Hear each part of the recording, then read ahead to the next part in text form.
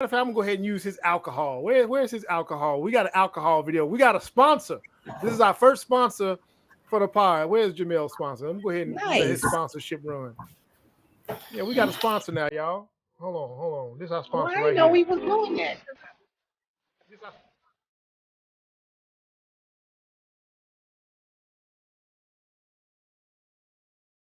Yeah, we got a sponsor. How about that? A road trip song.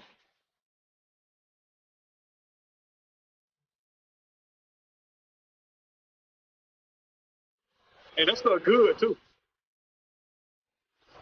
I ain't had none.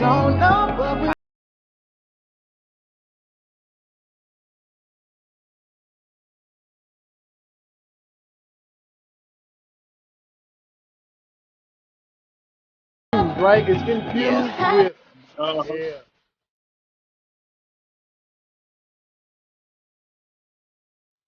All right. That's our sponsor right there. That's our sponsor.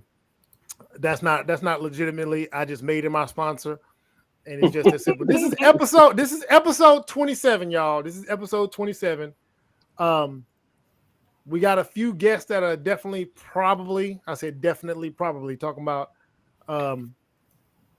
not being clear, but we got a few more guests that are supposed to be showing up. And new to the panel today is Jessica. Jessica, say hey. That's Jessica Starks. I know Jessica Starks. Go ahead, Jessica. Say hey to everybody. Hey y'all. So, Oh, welcome. So the way I know everybody on this panel in some way, shape, or form, I grossed them out, and eventually I'm like mold. I kind of like just grow on you, right? Jesus. And so with Jessica, I worked with her sister when I was living in Dallas, and it was her sister that I grossed out on a regular basis. And so when I found out her sister had a sister, I said, I'm gonna reach out to your sister and I'm gonna shoot my shot. And she's like, nah, my sister don't want you. No, none of that. Leave my sister alone. Leave my family alone. They would have nothing to do with you. So fortunately, Jessica did add me on, and then I used to reach back out to her sister through her, which again, I'm pretty sure her sister is mortified at the idea that I have contact with her family at all. I guarantee you. Guarantee you. Anyway, so like I said, we got a few different topics. The first one the first topic I want to get to, I want to know if these particular parents went too far. We're all parents, so we need to know if these parents went too far. I'm pretty sure y'all seen this clip, but I'm gonna play it for the audience. Oh Lord.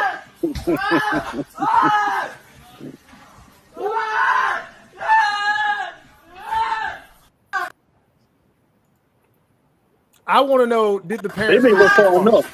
They didn't go far enough at all. 5K. 45,000. 45 in one of those gaming cafes, and it looks like one of the gaming cafes that you see in like Japan or in China, where you can basically spend all your day and all your time. But look at these parents, like they going in. They ain't give them enough. I don't see no belt. Yeah. Wow. I don't see the. I didn't see any objects thrown at them. So. Yeah. Whoa, who said that? The guy sitting there who's not even flinching. But Paula, wait. Paula, ain't you some? We got two social workers on this panel that are okay. Y'all are tripping. 45,000. Look, I'm telling you. Yeah, 45. So what? Any one of my children, they might get sold. Wow. Wow. Somebody look. I need somebody to go and Google what the cost for a slave was back in the day, because she just said a child might get sold for $45,000. I'd like to believe that with inflation and everything else, that slavery was a bit more expensive than that. You're gonna sell the kid for $45,000 to get your money back. Man, I can make another one. Obviously, Aloysius, you hear that? Damn, y'all cold as hell. Okay, all right. Well, yeah. I think the thing is, like it's a 5-year-old that was clicking buttons. Yeah, I can understand the frustration and anger. Now, them being out in public where they look like they, initiating someone into a gang, yes, as you know, that's a little too much. But I understand, like, it's one of those things, like, I don't condone it. However, I can see how a parent can walk up in there and just lose their shit, because that's what happened. So you're taking the Chris Rock approach. I ain't saying they should have did it, but I understand. Yep. I understand I understand their feelings. You their know, actions. So I mean, they would have needed somebody. That's where you need somebody to step in between you and your child. That's where you need that what's the word I'm looking for? That cushion, that person to step in and say, I don't think y'all should go up there. Just wait till he gets home. As a matter of fact, tell him don't come home. Like, because so here's my issue. I mean, they're being guided by their emotions, and I mean, $45K. So here's my issue. The parents had to have given this kid a certain level of access to funds. You know, sometimes the parents allow their kid, put their credit card on the gaming purchasing account. You know what I'm saying? I don't know if the kid stole it. Now, if the kid just downright stole it, like went and took mom or dad's credit card or bank account information or whatever, and they just went and said, you know what, I'm finna ball out, they probably should have got worse. But I tend to believe, like parents do these days, they give a kid a little too much rope, and this is the result of that. Well, you got to remember that other case with that girl. How he reached back like that, the way he reached back, I got a feeling he stole it. Yeah. Oh, like okay. Girl, she was giving her friends money at the boarding school. Like, she literally stole their information and then was breaking her friends off too. She spent $65,000. I wish I had some homies that wasn't broke like my homies Frank and the rest of my homies. I wish I would have had some homies with some rich friends that would have hit their own parents up over the head with some money, and I could have came up like that. What was wrong with y'all? Why was y'all so poor? Why y'all ain't never hit y'all parents up for nothing so we could have had a good time? And my dad is on drugs. see, that's dark. That's dark. Anyway, so I saw this as a parent, and I'm like, I know I'd lose my shit. All the parents on the panel said, yeah, the kid got what they had coming. Now, I want to put this in perspective. 45,000 is like the average or a little bit above average of what the average nigga make yearly. Yeah, right. That's a yearly salary right there for some folks. Yeah. I mean, when you put it in that context, damn. That man worked a whole year for free because that little nigga spent it on video game. Yeah. Man, I would have beat the hell out of that little nigga, man. Right there on the spot, just like that, man. One of our watchers said they went a little too far in public. They might have did that. Well, you gotta realize too that that's an internet cafe, and I think Korea. Yeah. So it's kind of normal to see that.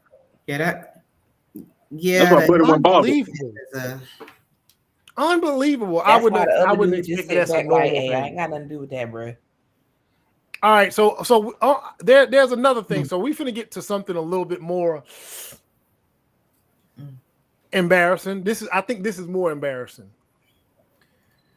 We gotta do something about these pastors, y'all. Our religious leaders, our pastors, our men of God, bro, they are out of control. And I need y'all to look at this situation and tell me exactly what the hell should have happened. Where you going, Joe? Get me off this damn. You ain't paid me my money. Get me off this goddamn. You ain't paid me my money. I'll get you off this camera when you give me my money. 15 minutes, 125. You know the drill. How many times a week we meet up, Joe? This time, really? You think we finna? No, I'm sorry. Your wife gonna see this. Your wife is gonna see this. Pay me my money or get a divorce. Which one is gonna be? Get me off that damn. Which one is it gonna be? Get me off that damn. She's gonna know. Get me off that damn. 3-4 times a week he here, y'all. Facebook. He's here meeting with me in this room. Yeah. No, I'm not getting you off for nothing. Everybody gonna know about you. Run me my money. I ain't got time for this. You know my money is valuable. I'm sorry. You know my time is my money, and How I'm explaining my time with you? I gave you $200 last time. And you got $200 worth of pleasure the last time too. Let me pay you when I get home. No, Right. no. You ain't gave me nothing extra. You got extras. I'm sorry. No, absolutely not. Okay. This ain't happening. You're not leaving, Joe. Get me off that damn camera. No. Get me off When you give me my money, I'll get you off the camera. You're getting a divorce. What you're gonna get is a divorce. Get me off that Everybody camera. on Facebook is gonna see this. Yes, his name is Joe. She'll know who you are. Everybody might not know, but she will know. She will know. You know, when you give me my money, that's all you gotta do. Just give me my money. Get me off the damn camera. Give me my money. That's all you have to do. I'm sorry. 15 minutes for 15 minutes. 125. You know the rates. You know the rates. I paid your ass enough for this shit to be free tonight. What?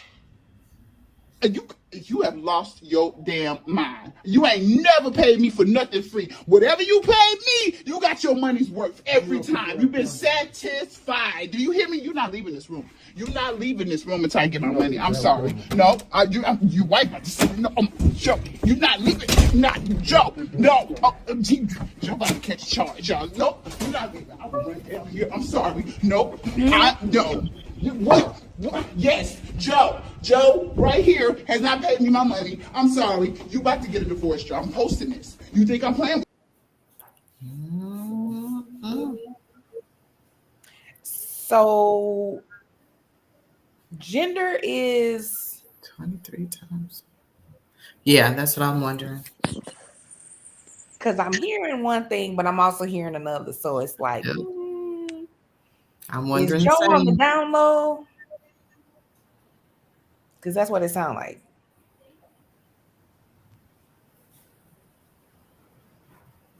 We discussing this now, or everybody in shock and awe? So y'all got quiet real quick. Y'all had to take a break. I mean, man, this nigga. I feel the only person that I feel sorry for is the wife. Yeah. Yeah. We're going back up the stairs. He taking a, he tired. Yo, tired.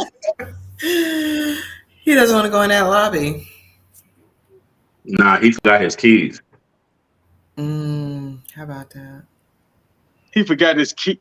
Damn, Joe. this is the end, Joe. I'm not doing this with you no more. I'm gonna pay you when I get home. I ain't got time for this. I do not have time for this. I need my money. Yeah, So that's definitely Look at him, y'all. Look at this man. It's sad. It's sad. If you can't afford this, then do not call me. Okay? Go get your ass for free. Because this gonna cost you. This right here, this gonna cost you. And it ain't cheap.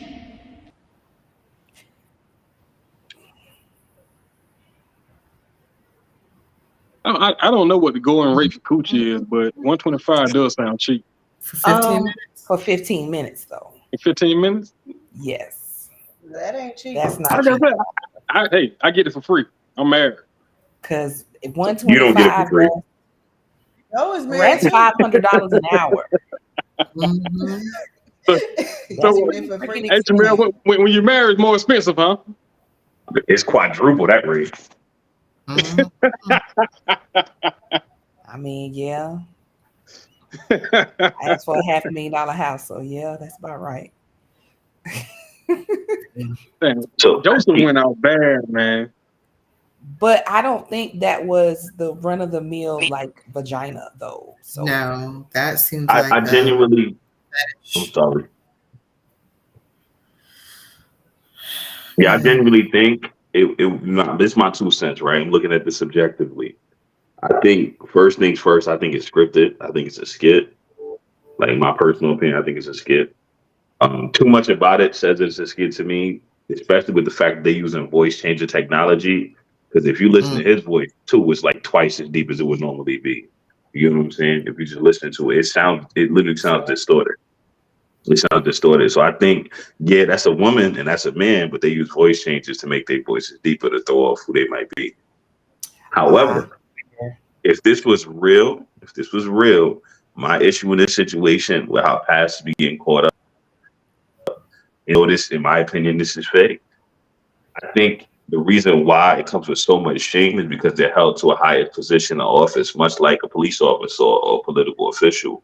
We don't expect, or they shouldn't be, caught up in behavior like this, especially with the fact that they carry themselves with a sense of piety as if they're above much of the reproach that the general populace may face.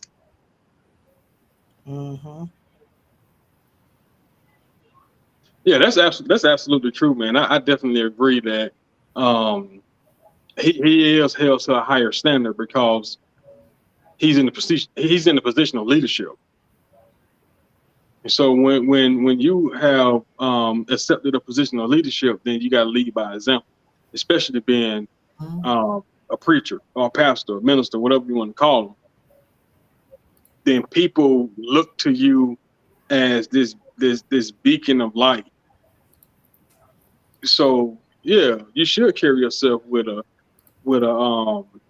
higher sense of purpose. Like, you can't do everything. You know what I'm saying? So there's people that you'll lead, and there's one direction you're supposed to be leading them in. So when you're getting caught up in stuff like that. Well, these y'all's people, I'm a better example. I wouldn't be caught up. First of all, I would have paid my bill. If nothing else, I would have paid my bill.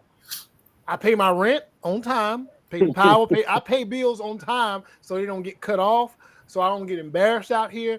If you pay, whether it's a skit or whatever, if he would have paid that money, he wouldn't be having this problem. Mm-hmm. What do you call this though? Like when somebody eating on pay, it's called dine and dash. What do you call this? Smash and dash. Smash and dash. That's what he tried to do, and she wasn't having it. She definitely wasn't having it, man. You listen, you can't. She said, Joe, you ain't going on like this, Joe. You ain't finna get away with this one, Joe. and I think Jamel's right. I think it may be a skit because Joe is such a plain, regular name. I mean, you know what I'm saying? Like, John Joe, that's something set up for a skit. I'm trying to see if Dana, can you hear us? Say something. Yeah, I can hear y'all. Can y'all hear me? Oh, okay. She said near in the cut. That's another red flag. You watch your mouth. But I did want to chime in on this. I do believe what the other young man was saying about it being a skit, but it's a skit because it's bringing awareness to what's going on in reality. And that's our preachers out here putting a bad name on the church. Like, we got a hard enough time trying to get people to come in and listen to the word for the person who's supposed to be the head of that flock teaching the word out here in hotels, getting caught on videos left and right. So they're doing skits to bring awareness to what's really going on. I didn't know you went to church, girl. What in the Boy, world? Don't play with me. You see them posts. I didn't even know you was a woman. You a woman. You a godly woman or a woman of God? Which one? So no matter what happens Saturday, you showing up to church Sunday. Yes. That's what I'm saying. You know what? Okay, all right. You know what? I need to get there. there. Yeah, we tied in the church and we believe in God around here. Don't play. That's what I'm saying. Now, you know what? They right here in this corner over here, boy. This is the cut. You right in the good corner, boy. Because between you, Sam, and Jamel, y'all get us all right. That's what I'm talking about. Yeah, the rest of us is heathens. I'm a preacher's child, so I have an excuse. I'm a deacon's dog. It was when I first left home, it was a little touch and go when you don't went to church 30 times a month. But then I found my way back home. That's how usually happens. I'm depending on all my loved ones to get me into heaven. I'm depending on every one of y'all to vouch for me. I just go in the closet and talk to him by myself, so I ain't got to go to church on Sunday. So is Joe. So is Joe. That's that bullshit. Please don't Joe put me in the same place. He depending on the flock to get him in. Please don't put me in the same place as Joe. Please don't put me in there with Joe. All right. I got another one now. Women, y'all gonna need to answer this one. Lord. That we've seen so many posts on social media about mama's boys and about moms doing too much. I've seen a lot of that, and I've seen women regularly say they're not going to deal with a man whose mom cannot get out the way.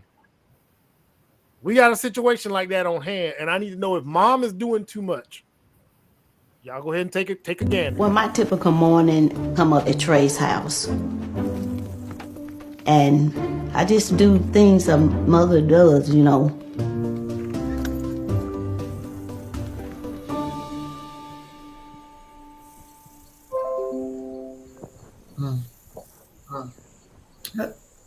Trey. Lorinda spoils Trey. You'll find her every day up here cooking pancakes at 5 a.m. Trey works at a warehouse, so he has to be up very early in the morning. But I work at a local boutique here in Booneville, so I don't have to be at work until 10. Some sausage. Yeah, hell, look, calm down now. Baby and Cam back there sleeping. Hey, it's time for me to get up anyway. Mama, she need to be in here cooking this for you anyway. Loretta, do you think Abby's good enough for Trey?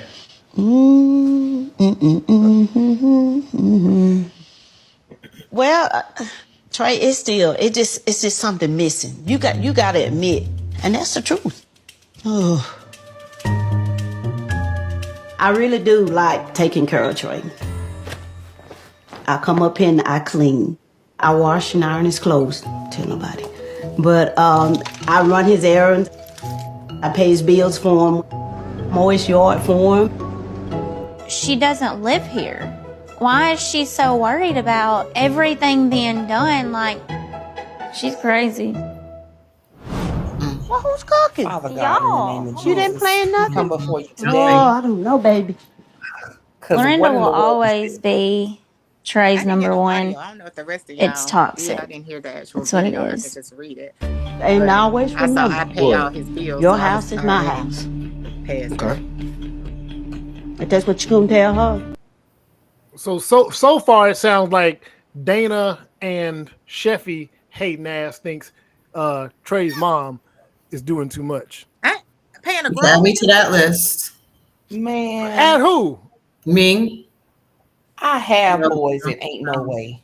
Yeah. So hold on, wait. But the girlfriend. So is it the mom doing too much or the girlfriend not doing enough? Somebody got to The get mom help. doing too much. Mom's doing too much. There's no room for the girlfriend to step in and to even show up. Maybe she didn't step in yet. Maybe she taking too long. She can't step in. I'll give me the background of what the girlfriend was doing because I didn't hear it. I could just see it. She was just hanging out because talking about she got to get up at 10 o'clock to go to work. So the mom gets up at 5 to make sure her son is taken care of. Breakfast is cooked. Himself? Huh? He can't take care of himself? Right. We're talking about a grown man here. And y'all wonder why our choices are so limited. See, we ain't gonna do that. Oh, okay. Mama need a man. That ain't her son. Yeah. He's not a leader. He's a son. He's a child. He's playing the role of a son who has a job.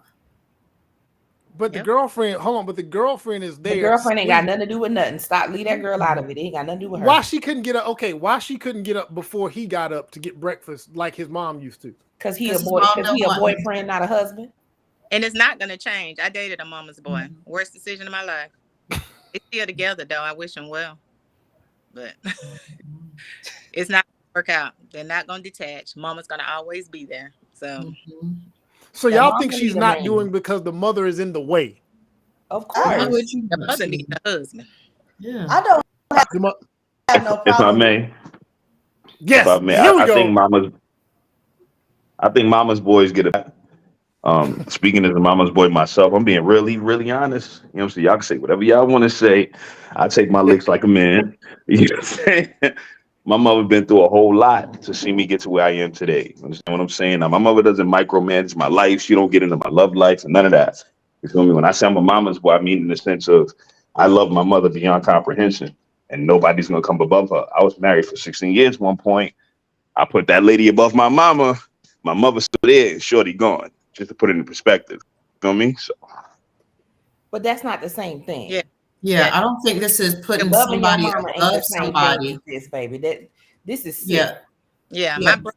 This is a man who's not being allowed to lead in his own life and start doing things for himself and create his life and then create space for a woman to come in and do what she needs to do because the mom, he's allowing his mom and his mom is there taking up that space. Like the mom is like, she's coming over to the house and getting him out of bed and cooking his breakfast. Like, Yeah, he's what I call a son husband. yeah. But what I'm saying is, dudes like that, I wouldn't even consider to be a mama's boy. He's literally the man that his mother needed in her life. Yeah, exactly. They put But he ain't even the man. He's not a man. He's a boy. He ain't taking care of her. Mm-mm. It's her.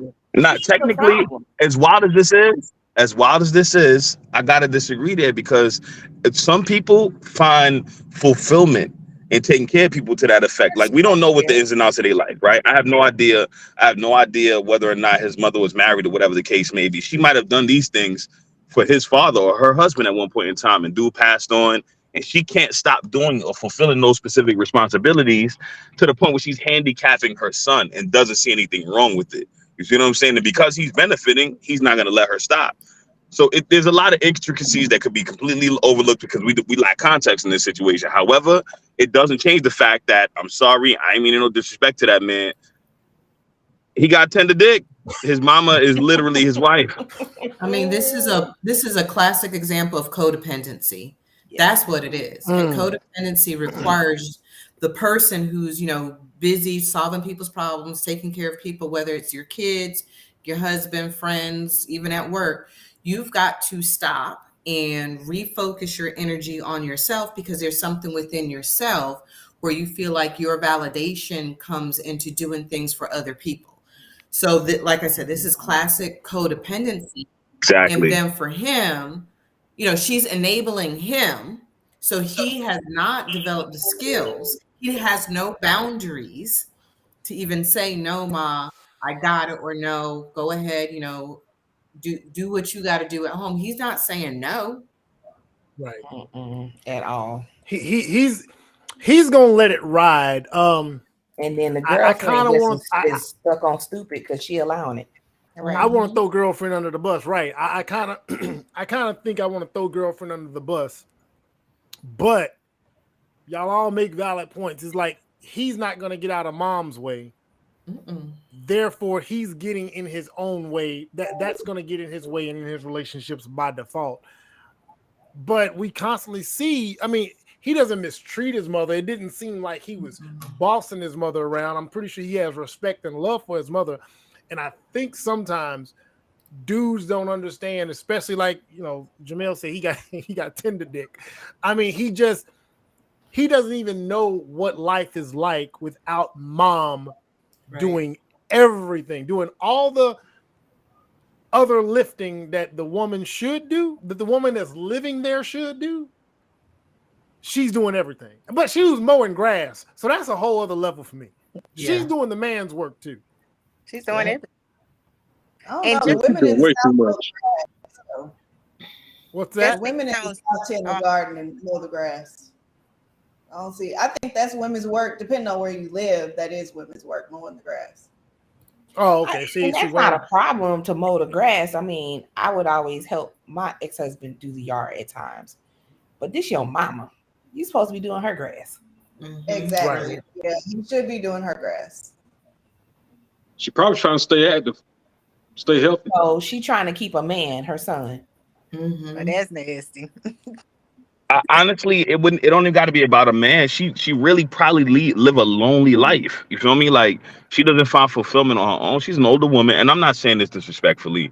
You feel me? I ain't got nothing negative to say about that woman. I'm speaking in regards to her filling spaces in her own life with the responsibility of her son, even though he's well into adulthood. You feel me? Like, I can see that. We see a lot of cases. In fact, a friend of mine just finished posting like a day ago. His neighbor was dead in his apartment for 8 days and nobody ain't know. You see what I'm saying? These are things that happen in real life that we never really consider could happen to us, but it's a reality. It could happen to you. You could die in your house. You ain't got nobody. Your kids don't be calling. Her son probably don't even call her, check on her often. She's the one calling on him and checking on him and doing his dishes and all the stuff like y'all said. You feel me? So I don't know. I'm just adding some nuance to the situation because I'm a mama's boy. I know you don't want us to go in on mom. You want us to go in on the guy. Listen. Exactly, because I'm a mama's boy, so I'm kind of like empathizing with Mom Duke. Okay, you feel can me? I put some reality insight on this since I was in the situation? Go ahead. Tell us about that mama boy that you mad. I want to talk about that girlfriend because I was the girlfriend, it's hard to go to a mama's boy and have anything to say about the relationship between him and his mama without it being totally defensive or argument, or you trying to say something about his mama. So you gotta come almost in the humblest way you know how when that type of attachment is there when you're dealing with a mama's boy. My situation, his mom lived with him, so no matter what I said, what I did, everything had to go clear through her, from what groceries were brought in the house to we could be out in the city somewhere. She wants to come home, we come home. Well, he come home, I go back to my house. But the thing is, was he allowed to spend the night out? He had, how Atlanta had them 3-story houses, or whatever. So the whole bottom floor was hers. He had a huge room on the second, but it was like we was in a studio apartment. It's like it wasn't his house. It was like it was hers. When they have that gold trim, paintings and stuff, that's the mama's house, the formal living room. Like you couldn't touch nothing, everything. She washed his drawers. She hung up his clothes. Like she did everything. Only thing he did was work, and she got the checks and paid all the bills. But no, I'm saying, could he leave? Could he spend the night out? Yeah, he could, but he didn't want to leave his mom. She might fall. So. See, what in the Oedipus complex? Oh yeah, I left. She rolled her eyes. See, I let them have that. I couldn't do it. Horrible situation. Wonderful woman. Now, her personally, probably one of the nice. She was nice. She was sweet, but she controlled that house. She controlled that boy. But I think it was Jamel was saying, she didn't want to be alone. So being brought back in a situation out of a bad situation. You brought in there. You got your only son. He's the only child. And you have the grandchildren in that house, his grandson, and then the one that was in college. So you got your people back. So it's like she's holding on and letting anyone that comes in, let them know, I ain't going nowhere. So we all a family. So she's a package deal with everything too. But it wasn't for me because it's only one Queen Bee in this house. So sounds very selfish. That sounds very selfish. Sorry. It was nothing wrong with her. She had a husband. Her husband was at his house. She just chose to live with her son. Wow. Oh shit. Okay, never mind. Okay. Yeah. You're still selfish. Because I would take care of my parents if they needed me too. But if you have a whole spouse that comes and visits and y'all dating in the living room like we visitors, that's a problem. You got a house. Again, I think you're Jessica. Is that selfish or not? No, that has to be in a good way. That's selfish in a good way. You do have to be a little bit selfish. You do. You have to be a little bit selfish. You have to put yourself first. Take care of yourself. So in this case, Dana put herself first. She knew her boundaries. She set those boundaries. So I think that's okay. It's okay to be a little bit selfish. Yeah, be the situation. Selfish is staying and demanding he do it my way. I love it. I'm not gonna change it because, like boy said, hey, I might not be forever. You can say the wrong thing, your mama forever. So I'm gonna go and let you live happily ever after, and I'm gonna get back in. That's the other way around. My mama ain't forever. Parents should always have more than one kid. It's always a codependent relationship when they only have one child. Yeah. Everybody needs more than one kid because otherwise you end up in these situations. If she had more than one kid, she wouldn't have time to do all this stuff. I disagree. I completely disagree. Or at least you need that spouse. You need that spouse. That spouse helps. And it is a codependent relationship with one of my brothers, and she got 5 of us. Oh shit! She needs to find hobbies and do self-care and create things in her life so she has her own individual identity in her life that she can connect to, so that she's not finding fulfillment with her kids' life. She's got her own life, so she could say to her kids, no, I'm not coming over, I'm not doing that because I got something else to do. And a lot of times we look at our parents and it's like, oh, they're lonely. Well, they haven't separated themselves. I think someone used the word attachment, broken that attachment to start saying, okay, I am an individual. Yes, I have a role of a mother, but I'm also an individual. I'm Paula, and I need to create my life for Paula, and I can still be a mom.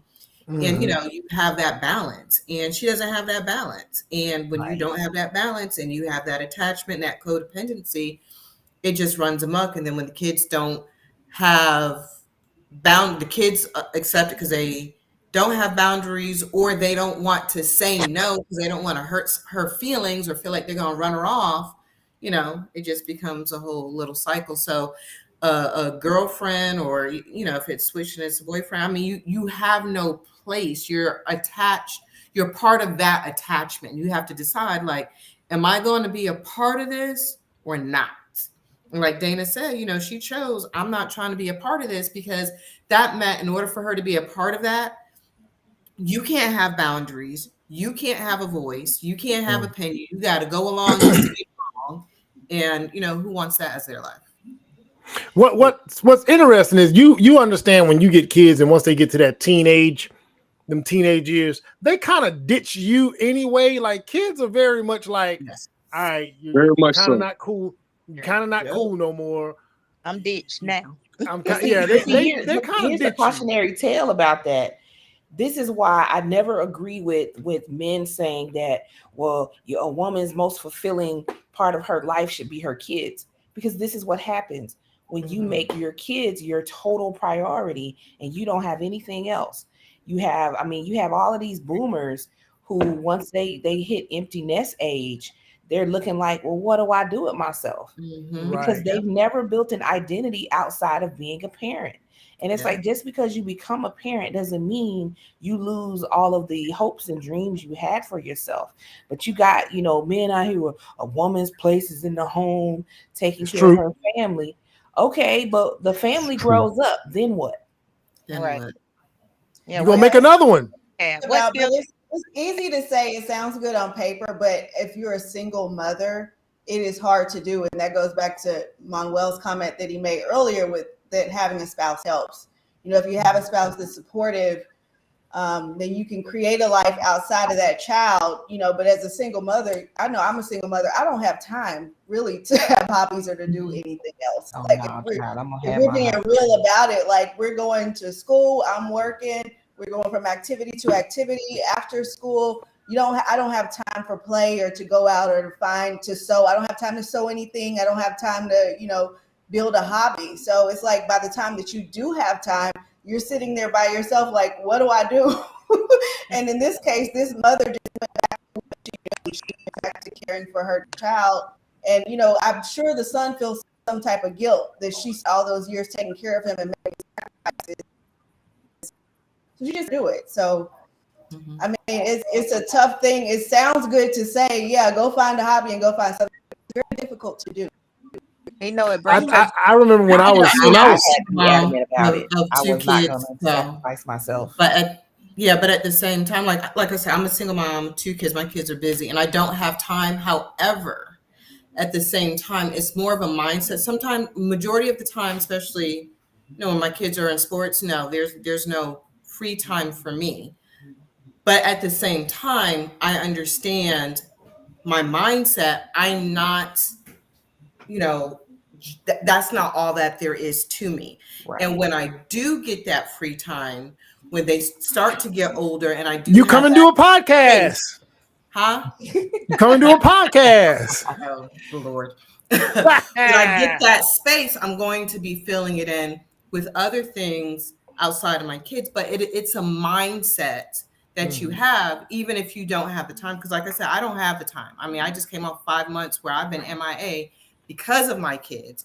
But you best believe the moment I get some time, even if it's, you know, I'm just going to be sitting around watching my favorite shows, I'm doing me. I will conduct. I see good examples. I see good examples of mothers that do it. No. I know good and well when it's summertime for the red flag down there in the corner with the glasses on. Because, boy, she posts pictures of her putting that boy on a plane, dropping him off. It's summertime. Then you see swimsuits and dresses. I love for a son to spend the time with his daddy. Hey, a woman can't teach him how to be a man. So he needs So no, but hey, I ain't been out there this summer. I'm buying a house, so I had to sit down somewhere. I'm finna close. So maybe next summer I can have a little more. I think situations like these is the prime example of why it should be a healthy balance of showing up and being present for your kids and F them kids. So in the season of F them kids, you get to explore your interests and you get to engage in things you like, so that when they get grown and get out, then you can continue on doing those things that makes you happy. Mm-hmm. So when people are like those helicopter parents and just got to be there and just got this, them be the ones like this boy mama, and also to Jamel's point, I can understand that, to where because I come from a house full of women, and all of them have this mentality that I gotta take care of these kids, and it had been like that our whole childhood, even though we had our parents, but they were still all hands on. So my mom passed, and my dad was like, he was strung out. That became, we got to take care of the kids, became, it went into full force. And my grandma wasn't married. So even when we were grown, we asked her, me and my brothers asked her why she still work. And she said, well, I still work because y'all may need me. So I can see the point that Jamel was making, to where she may find fulfillment in serving her son, but she was still doing way too much. I understand that part, but I still don't think it's healthy. You know what I'm saying? Like, damn, cutting grass. That nigga can't cut the grass on the weekend. Right. I mean, what did he learn during the summer? All right, so I think we're all in on a serious note. I think we all pretty much agree that mom is doing too much. Although that girlfriend, leave that girlfriend alone, child. She's supposed to. She need to make the decision, either stay with the program or leave, because she can't change. Only he can change that. Yeah. She. I think she needs to get the hell on up out of there. Yeah. All right, let him be with him. I got another question. Hey man, how do y'all feel about mandatory paternity tests? Let's do it. Do it. Mandatory paternity test. Yes. Okay, so we got a situation, man. We've seen these situations before. I'm gonna play another one, man. Yes. Sometimes the audacity of the women is just it. You take it to heart as a man, because you could only imagine, you spend years raising a kid and you find out it's not yours. Anyway, I'm gonna play this scenario and then y'all give me y'all thoughts. What's up, family? Check this video out. What's up is why you've been lying to me for 11 years, telling me that DJ is my real son. I can't hear, but I know what happened. Why you been lying to me? What have they lying about? I got a DNA test done. A DNA saying what? Saying that he's not my son. Let me see this DNA test. You don't need to see it. I saw it. How DNA test gonna say? How you gonna be lying to me for 11 years? Why would you do that to me? Well, where's the lie? The lie is you. You are the lie. You have been lying to me for 11 years, having me believe that my son that I've been raising for 11 years is not really my son. Like, how could you do that to me? Like, what can you say for yourself right now? What made you get a DNA test? Because I went through your phone. And why? Talking about me, laughing and bragging, telling your friends that I have no idea that he's really not my son. So I went and got a DNA test done. Like, you think I'm stupid or something? Like, how could you do this to me? You know what? What? You had no business going through my phone. You care more about me going through your phone than you lying to me about my son not being mine? Are you kidding me right now? Are you kidding me right now? You care more about being humiliated and me finding out that our son is not really my son and that he has a different father. I sure have, because I thought he was my son. Because you've been lying to me this whole time.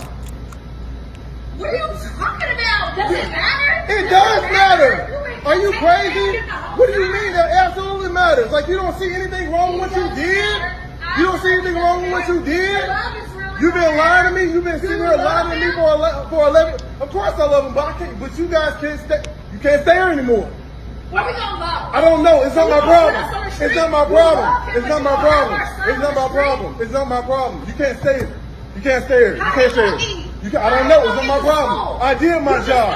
I did my job. I did my job as a dad. I did my job as a dad. You can't stay here anymore. Y'all gotta go. Both y'all can't stay anymore. No, I'm hurt. I'm hurt. I can't deal with it. I can't deal with it. Y'all can't stay here anymore. Y'all gotta go. Y'all gotta get y'all house. Y'all gotta go. I can't deal with it. I can't deal with this bad I'm happening. putting y'all out. Yes. I'm gonna put you out. I'm gonna put you out. I will pack your bags myself and put you out of here. I will pack your bags. Y'all can't stay here. You gotta go. You lied to me. You lied to me. You lied to me for 11 years. For 11 years straight, you lied to me. Having me believe that he's my son. No, you gotta go. You gotta go. You gotta get up out of here. You gotta get up out of here. No, I can't look at you. I can't look at. No, y'all gotta go. Y'all gotta go. He said, Frank said that it's bad acting. Man, look, we don't know if look, just take it as if it's real. We don't know if these people acting or not. Skits, man, but okay. Look, me personally, I wouldn't want to put myself on blast like that. That's embarrassing as hell. I do agree that he shouldn't have went through her phone, but that's neither here nor there either. Should paternity be mandatory at birth? Absolutely. Yes. And yes. in husband and wives, all of it. Yeah. Do it and you don't have to wait till birth. You can get it done during the prenatal exam that happens. It's like 7 weeks pregnant. Mm-hmm. So okay, I'm gonna ask this question now. Oh, I didn't know. So wait. How would y'all women feel if your husband comes to you and says, "Hey, babe, I love you, I trust you." He says he sugars it as much as he can sugar it, and he says, "But babe, I'd really appreciate if we can go get a paternity test done." But if it's mandatory, then that'll be part of everything before he signs the Okay, let's just say it ain't mandatory. Let's just say he asked. No problem. He said what? I got more smoke than a Traeger grill, but he can go on and get it done. Oh wait, no. Yes. See, hold on. Wait a minute. If it's mandatory, y'all okay with it? If we ask y'all. So I think that here's the deal, because I'll be honest. When I was, I've shared how toxic my marriage was, and when I had gotten into an argument with my ex-husband when I was 6 months pregnant, it was, I want a paternity test. And so I told him, you can get one, but you got to spend your own money. Now, both his kids look just like him. But the thing is, it's the reason behind it. So when it's mandatory, it's just a test. When someone's asking, it makes you feel like they don't trust you. Mm-hmm. And if you are someone who has been loyal, who has been faithful, who has demonstrated that, and somebody asks you, and then you feel like your spouse or your partner doesn't trust you, that right there is a bit of a shakeup. Even if it's like, yeah, logically, I understand, there's that distrust that's coming into play. And that's one of the reasons why I also feel like it should be mandatory, because, I'm a former L&D nurse. And I've seen where I've looked at babies and I'm like, that ain't his kid. But, someone would have to say something. I've had women tell me, when the father was out, in the waiting room or whatever, leaving, and she's like, this isn't his kid. So if there was that mandatory paternity test, that'd all be taken care of. And, because of, HIPAA and patient, privilege, I couldn't say anything.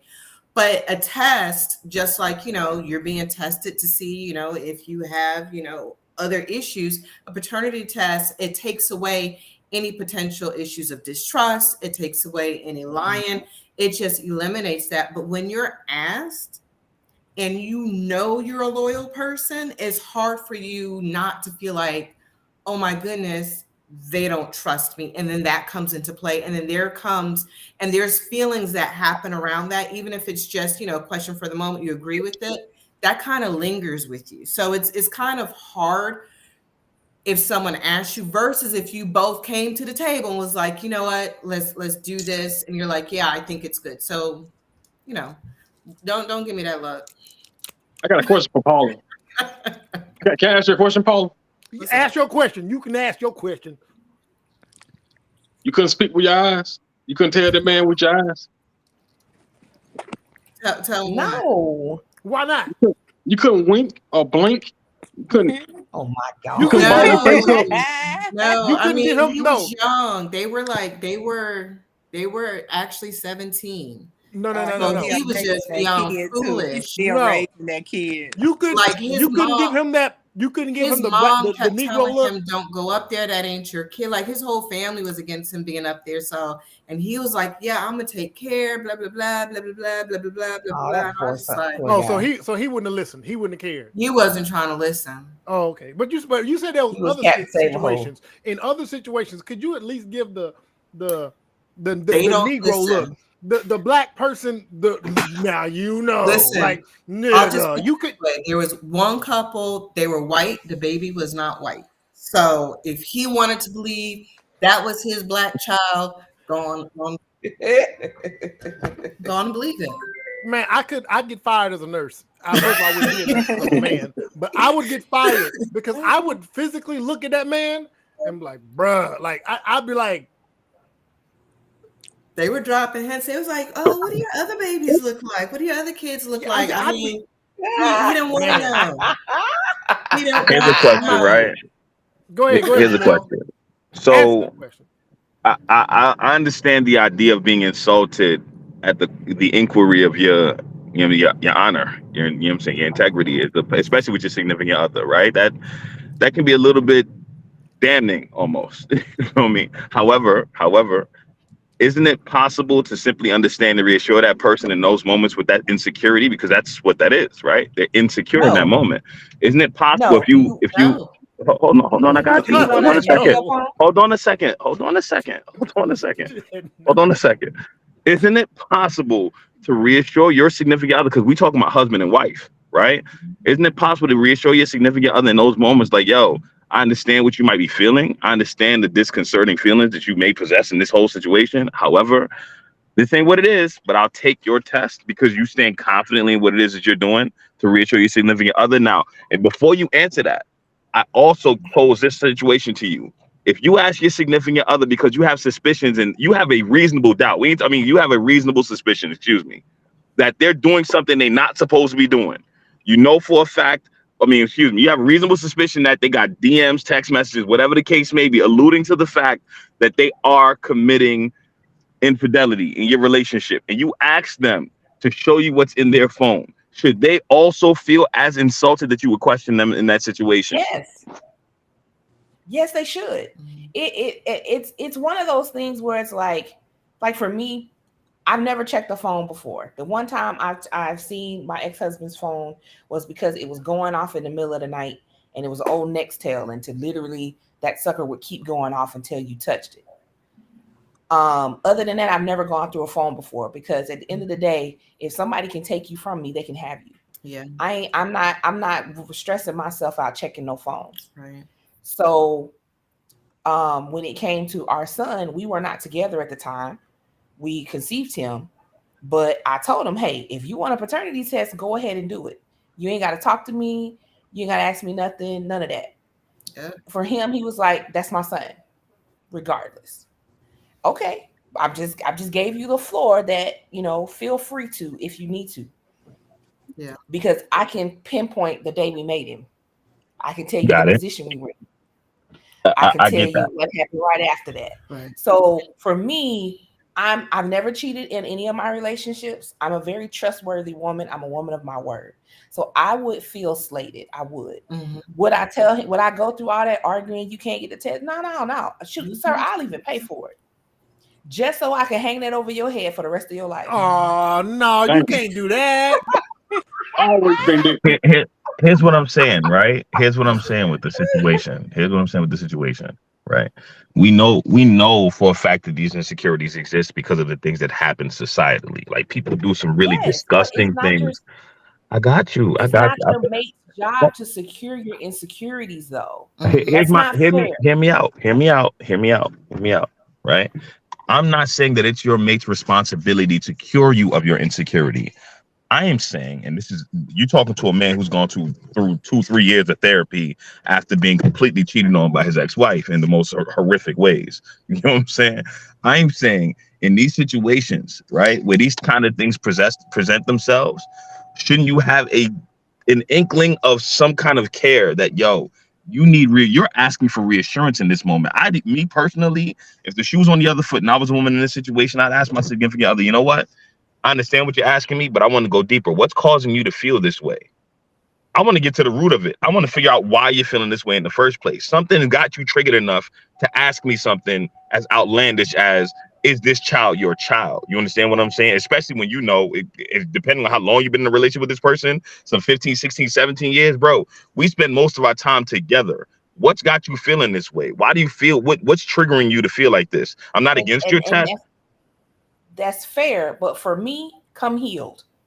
It is not. I've literally been through a relationship where I paid the price for everybody that came before me. I refuse to do it again. Come healed or don't come around me at all. It is not my job to secure your insecurities. If you're like, well, in my last relationship, such and such, I don't give a goddamn. That ain't me. I agree with that mentality, and I agree with that mentality on paper. But I'm gonna be really honest with you: 90% of people who are healed still battle and have to ground themselves in the things that they've dealt with previously. That is true, but it is still. I battle right now with reciprocity in relationships. But what I have also done is taken myself outside of the dating pool, so I don't come into and make somebody else pay for what other men have done to me, because that ain't fair. And that's what's going on in relationships right now, where you got all these hurt women out here running around. Well, you know, men, they like this. No, baby, he was like that. Don't make that this other man's job to have to fix because you ain't fixed yourself. So if I have to stay single for the next 15 years to fix me so I don't take that behavior into a relationship, I will do that, because for the man who is for me, that will bring me peace, it is my job to bring him peace. And I can't bring him peace when I'm worried about what other men have done to me. Right. You hear that, I Damon? agree completely. And maybe I'm approaching this from a masculine standpoint, considering the fact that as a man we bear responsibility to some extent, and we don't get the ouch that y'all get. You understand what I'm saying? There's no room for error when it comes to how we handle I got you. There's no room for error when it comes to how we handle our significant others. We are put to the test concerning how we deal with y'all, to the point where we have to embrace your emotional irrationality to some extent. The reason why I'm looking at this way is because, again, I'm a man. I'm putting myself in a position of how would that woman feel if I brought something like that to her, for her to feel that way. I have to think this way. I've been programmed to think this way. So, as much as it works women against don't me. deal with men's emotional irrationality? No. I'm not saying that's not what I'm saying. You're missing my point. I'm not saying that y'all don't deal with the emotional irrationality of men. What I'm saying is, from the jump street, when the situation is presented itself concerning this whole, oh yeah, this baby might not be mine, I immediately put myself in the position of that woman in that specific situation. You feel me? Why? Because from my standpoint, when my significant other wants me to reassure her for something that she's feeling, whether she thinks it's a woman, I've seen women get mad at men getting a smile from another woman, even if he didn't look her way. And that woman's got boy. Hear me out. Just hear me out for a second. I promise you I'm on your side. We not on, I promise we're on the same lane and everything. We're on the same lane and everything. I've seen situations where women completely lost control over a man smiling. I'm not saying that this woman didn't have problems. I'm saying it's that man's responsibility to help that woman fix from whatever it is she's dealing with. Why? Because societally, if he abandoned her, like, yeah, fuck that, I'm out of here, his whole character, everything as a man is going to be besmudged horrifically as a result. Damn, these niggas don't stay around for nothing. I just saw a post. That's on her. That's a problem. Yeah, that's her problem. That's a problem. I'm not saying it's not a problem. Y'all saying that is reassure her like that. Y'all are saying that that's a problem. So you're saying wholly for all people involved that it's, even when it comes to men, we shouldn't bear that burden. We need to fall back. I mean, listen, bro, if that's what they said, please record this. Record this right now. Wait, hold on, Jamel.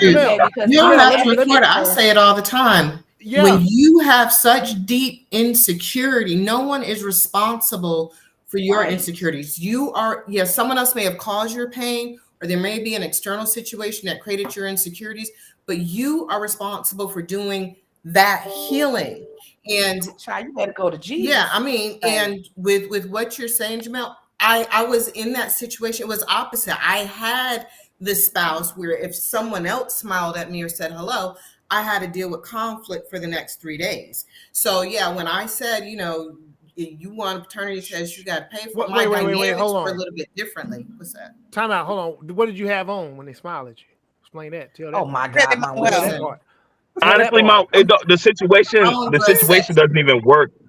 The situation doesn't even work in the reverse, because if a man does that to a woman, you can 99% of the time hang your hat on the fact that that nigga's abusive. 99% of the time. In majority of cases, when a woman feels that way, it's because she has had experiences where a nigga just couldn't keep his dick to himself. Like 99% of the time. Which is why she has that perspective. Which is why I'm saying I think in this situation, I'm not saying it's his problem. I'm not saying it's his problem to resolve. I'm saying that he has some sense of responsibility in the situation to help her over. Child, only he can help her do is help her find therapy. Yeah, you cannot heal somebody else.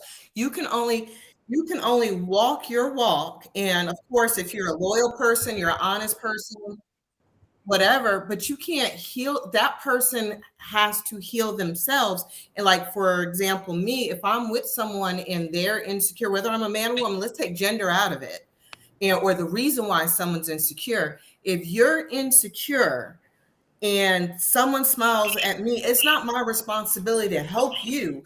If I'm carrying myself as someone who has good character, I'm not being unfaithful, I'm being honest, I'm being transparent, I'm being loyal to my relationship, I'm doing the things to help my relationship grow and evolve, but you're still insecure despite what I do, that's your issue. Now, if I'm doing something that is causing your insecurities, then that's where things may fall on me, where I got to do better as a person.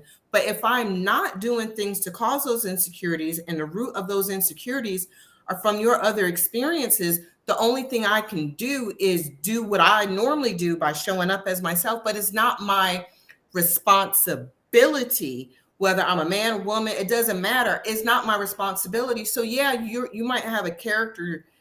Someone may, smear your character if you leave, and it's like, oh, everyone leaves me. Well, if everyone's leaving you, you're the common denominator, and you've got to do the work. You've got to do some healing before you get in with the next person. And pretty much maybe you're running them off, or maybe the people you're choosing out of your trauma or your hurt are not in alignment with you in any way. So either way, you've got to do your own work, and you can't blame somebody else for walking away because you had an unhealed part of you that was impacting that relationship. What hold on, I got a quick question. I know Jamil wants to get back in there, but so let's take it a little further.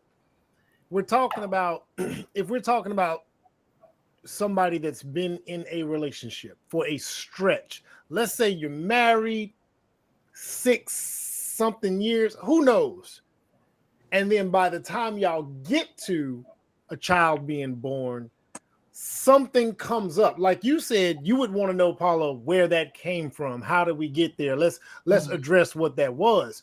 I think that's where Jamel's idea of a little bit of responsibility, one, figuring out where that came from, and two, what can I do to reassure you? Because I mean, I'm on the same page with y'all. Look, I am the red flag. I see something out of whack, and I make a really good inventory and say I'm not dealing with it. And that's one of the, mistrust and all that. That's one of them. But you can get in a relationship and get years down the line, and something triggers something, and then it manifests in some way, and you're like, whoa.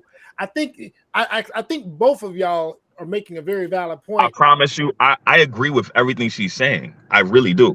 What you're speaking to right now is exactly what it is that I'm talking about. A person could literally have what they believe to be a firm grasp on the things that they've gone through. However, something sets them off and it completely blindsides them to the other, like, whoa, That ain't what this is. And it would reassure that person in that situation. Me as a man, I'm speaking from a masculine standpoint. I don't got titties nor coochie, so I can't speak to your perspective. You feel me? If I see my significant other snap out of nowhere, I'm going to try to figure out, your mom, what's going on? Why do you feel this way? What's caused you? What did I say something or do something to make you arrive at this point? Walk me to how you got to this point. I'm talking about that sense of responsibility. And it might be because I'm a man that I'm approaching it this way. But I'm not going to sit here and tell you that I'm going to stay in no situation where a motherfucker trying to manipulate me with their traumas. That's not what I'm talking about. Because I will skate so fast, you would think I was in the fucking Olympics. Yeah, no, I actually agree with Jamil. I have a different opinion than the other ladies that are on here. I don't think there should be any issue because insecurities are kind of a part of a relationship. Like you have ebbs and flows, you have ups and downs, and they go through a period like a year, 6 months where you're feeling a little bit insecure, you're not feeling your best. That's a part of a marriage, especially. So I think that it's okay if either party has some insecurity at some point to address it. And to just reassure them and let them know that that's not the case. You know, it's just a conversation. And also, I don't think it has to be an insecurity because a guy is asking for a paternity test. That's actually just a smart thing to do because you could very well be being deceived and not have any clue that you that you were deceived, like the gentleman that was in Paula's hospital room. So, that's why I think it should be mandatory. If I was a man and if I was about to have to pay for somebody for 18 plus years, college and stuff included, I would definitely want a paternity test. And I don't have to have no suspicion. Just give it to me. Mm-hmm. And I don't think it should be a problem. I think that's a very good point because I'm glad you brought that up, Jessica. There's a lot of situations. People got to remember when it comes to just infidelity, I don't want to get down that road, but there are a lot of situations where you are just with a person that can put on airs and you don't know. And women are better at that than men. That is my hands down. Women are gifted in a way to be able to move and maneuver and are willing to do everything to make sure that he has no clue. And all it takes is one time. You know what I'm saying? It don't even mean she had to have an affair. She could have just had a weekend and you know, maybe she's smart. She knows she had a weekend. Husband is back around. They get it in too. The timing is similar, but she knows there's a chance, but she continues through life. And then that man just doesn't know. And maybe she wasn't sure, but she wasn't going to say nothing. And then you find out somehow, some way later. And then the man is sitting there thinking, when could this have possibly happened? Like, we've always been good. We've always been consistent. I've never been gone. And then it hits him. I guarantee you, man, if it would have been me, if it would have ever been me in my marriage, I would have been like, when did this happen? Well, I don't know. There were some moments where I wasn't shit, so it would have been justified. But anyway, I'm just saying, as a man doing the things you're supposed to be doing the right way for the most part, you can be kind of bamboozled a little bit. Yeah, so and I've seen it's a good idea to ask. Yeah, at the very beginning of relationships. I mean, I know someone who was in the transition of ending one relationship and starting a new one, and a pregnancy resulted. You know, she was honest, thank goodness, but there was an opportunity, you know, to say, no, it's yours, you know, based on, Did the new guy stay? Did the new guy stay around? Did the new guy stick around? The new guy stuck around and took care of the baby. Hold on. The woman got pregnant at the end of a relationship and the new guy stuck around. Can we talk to them? Can you like would he want to talk? No. Just anonymously. Look, listen, I'll get the voiceover technology. I have so many questions. I ain't gonna clown him. I just got questions. No, I legitimately want to understand that mind. Because he a better nigga than me, boy. I'm telling you. Look, man, you better than me. Frank, you sticking around or not? What? You know Frank's sticking around.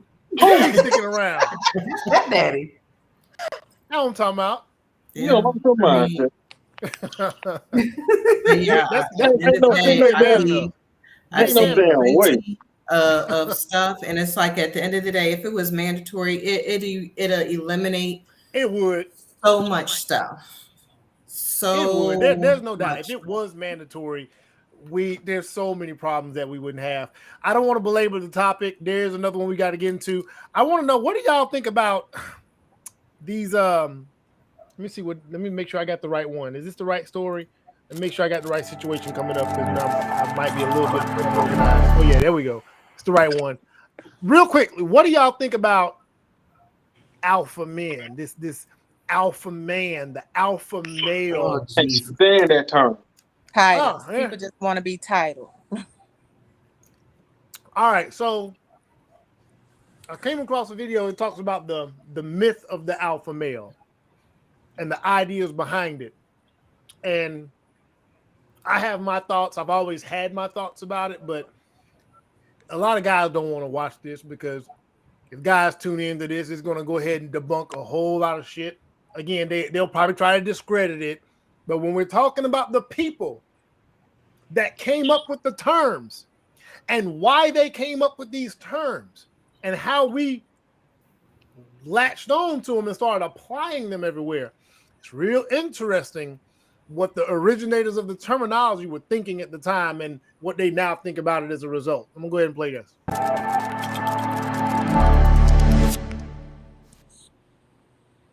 All social animals have social hierarchies. If you put 6 puppies together, they will fight over who's the highest ranking. If you put 6 goslings together, if you put kids together in a daycare center, they will do the same thing.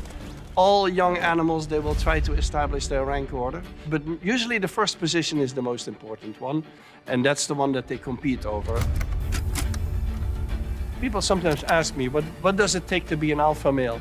And they think the answer from a primatologist would be, what it takes is to be the strongest and the meanest and the most intimidating.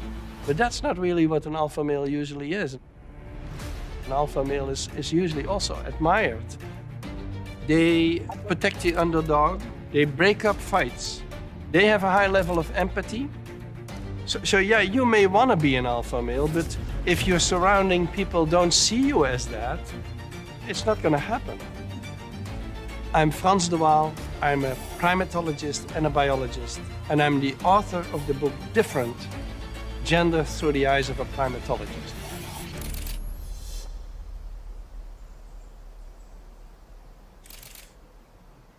I've been working with primates, I think, about 50 years. Mostly with chimpanzees, with bonobos. But most of my work is on social behavior. The term alpha male came originally from wolf research. And it just referred, I think, to the highest ranking male wolf. But to apply the term as the people do today, people usually with an alpha male, they mean a bully. Someone who beats you over the head and lets you know every day that he's the boss. I'm partly responsible for that, because I wrote this book, Chimpanzee Politics, and used the term alpha male quite frequently. And then the Republicans in Washington, they picked up on the book. It reached also the business community, who started producing books of how to become the alpha male of the company and let everyone know that you're boss and stuff like that. I feel very conflicted, because the term alpha male for me is not a negative term. People always think the alpha male is a sort of personality. No, the alpha male is just the top male, and he can be a very nice guy or he can be a very nasty guy. That is actually irrelevant. If he's at the top, he's the alpha male. And I think people overestimate male dominance, mainly because they think purely in physical terms, but primate societies are political systems, and physical power is only one part of the whole equation. People don't realize that the alpha male chimpanzees, for example, you have to have supporters. You cannot do that on your own.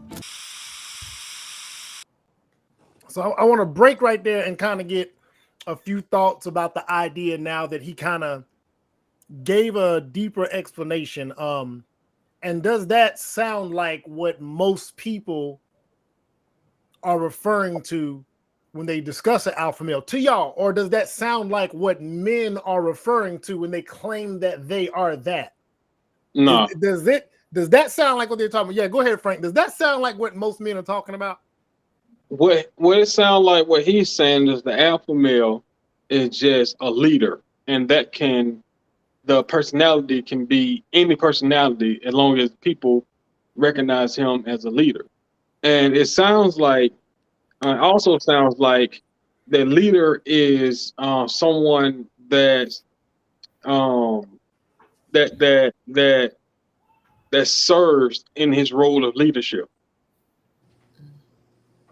But from what these niggas that go around hollering about these alpha males, them niggas only say that. But before I go further, I feel like the ones that scream the loudest that they're alpha males and point out, "Oh, you a beta male, you a beta male." Them niggas insecure as hell. Yeah. They are very insecure. Nobody looks up to them. Like, and they're always like the lamest niggas, but they think they the coolest ones. And those have always been the most insecure niggas in a group of men. The loudest one, the one that's trying to attract the most attention, and the one that's trying to call all the shots is the most insecure one in the bunch. Which is why he already referred to himself as an alpha male, is because he's trying to mask that insecurity in a false macho personality. It's like, nigga, you ain't ranked seven. And the doctor just said that an alpha is seen as that by the group. Right. They don't even gotta say you're seen as that already. They determine you to be that. Yeah, you don't appoint yourself as the alpha. And then on top of everything else, them niggas ain't even leading no group. Because I guarantee that anybody that may come across them, they don't really like that nigga. They can't even lead a household. Right. Niggas don't even feed their kids. But I'm alpha. Yeah, quick to say, are you a alpha female? Is that how? First off, we don't get into the alpha female part. That's actually part of this too. I'm gonna ask y'all if y'all believe in an alpha female, because it's interesting what he says, and he gets it. Anybody else want but as far as the idea of an alpha male, when I heard this, I'm like, nah, that's definitely not what these dudes is talking about. It absolutely is not. Apart. They're always using something to make them look bigger than the next man or the next person. So, like when they call Russell Wilson a beta male, like how, whatever. So, how is Russell Wilson? Because he's not loud and screaming on his chest like, "Hey, I'm an alpha male." So now you're a beta.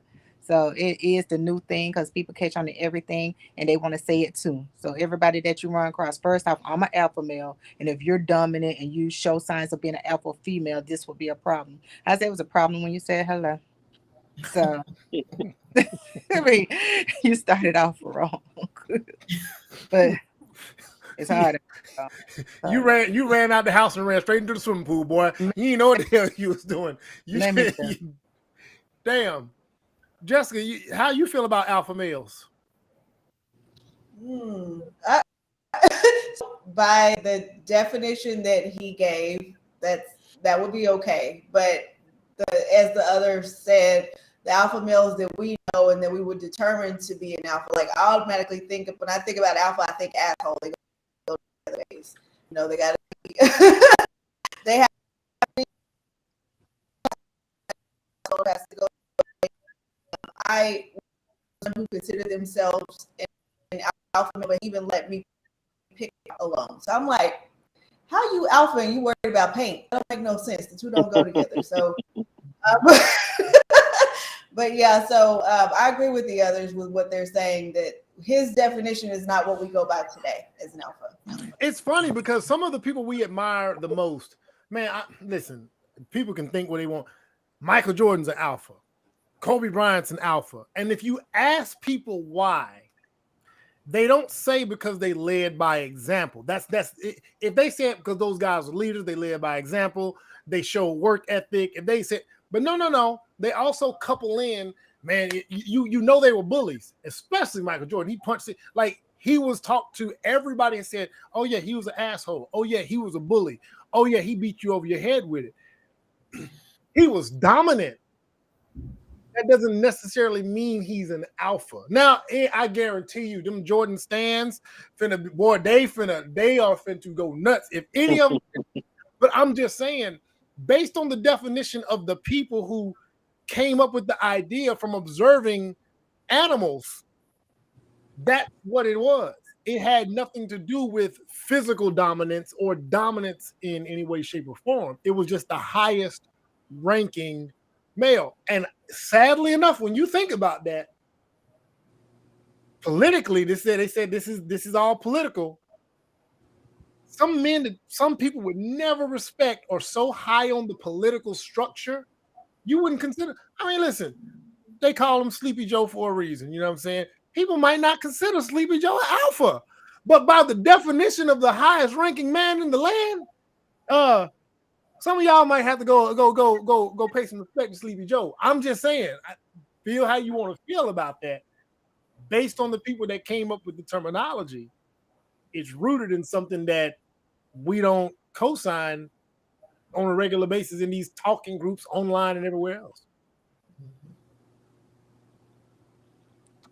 I'm gonna play the rest of it because they're gonna talk about the alpha female too. I love that. Like, listen, I'm supposed to talk about that part. The alpha female. I want to get to that. Yes, that's big. It means that a high-ranking female can have an enormous amount of power, because if she can rally all the other females behind a certain male, she has all the power there. And then in addition, you have bonobos who are very close to us too, equally close as the chimpanzee, where the alpha individual is a female. And most of these differences between the sexes are actually smaller than we think. We sort of, in our mind, we blow them up, but they're actually, if you measure them, they're not so great. Robert Martin is an anthropologist who said that the difference between the sexes is a bimodal difference. What he means there is that the differences are statistical and that there's a lot of exceptions to them. For example, Donna is a chimpanzee that I've known since she was 3, so very little. And already at that age, she was different from the rest.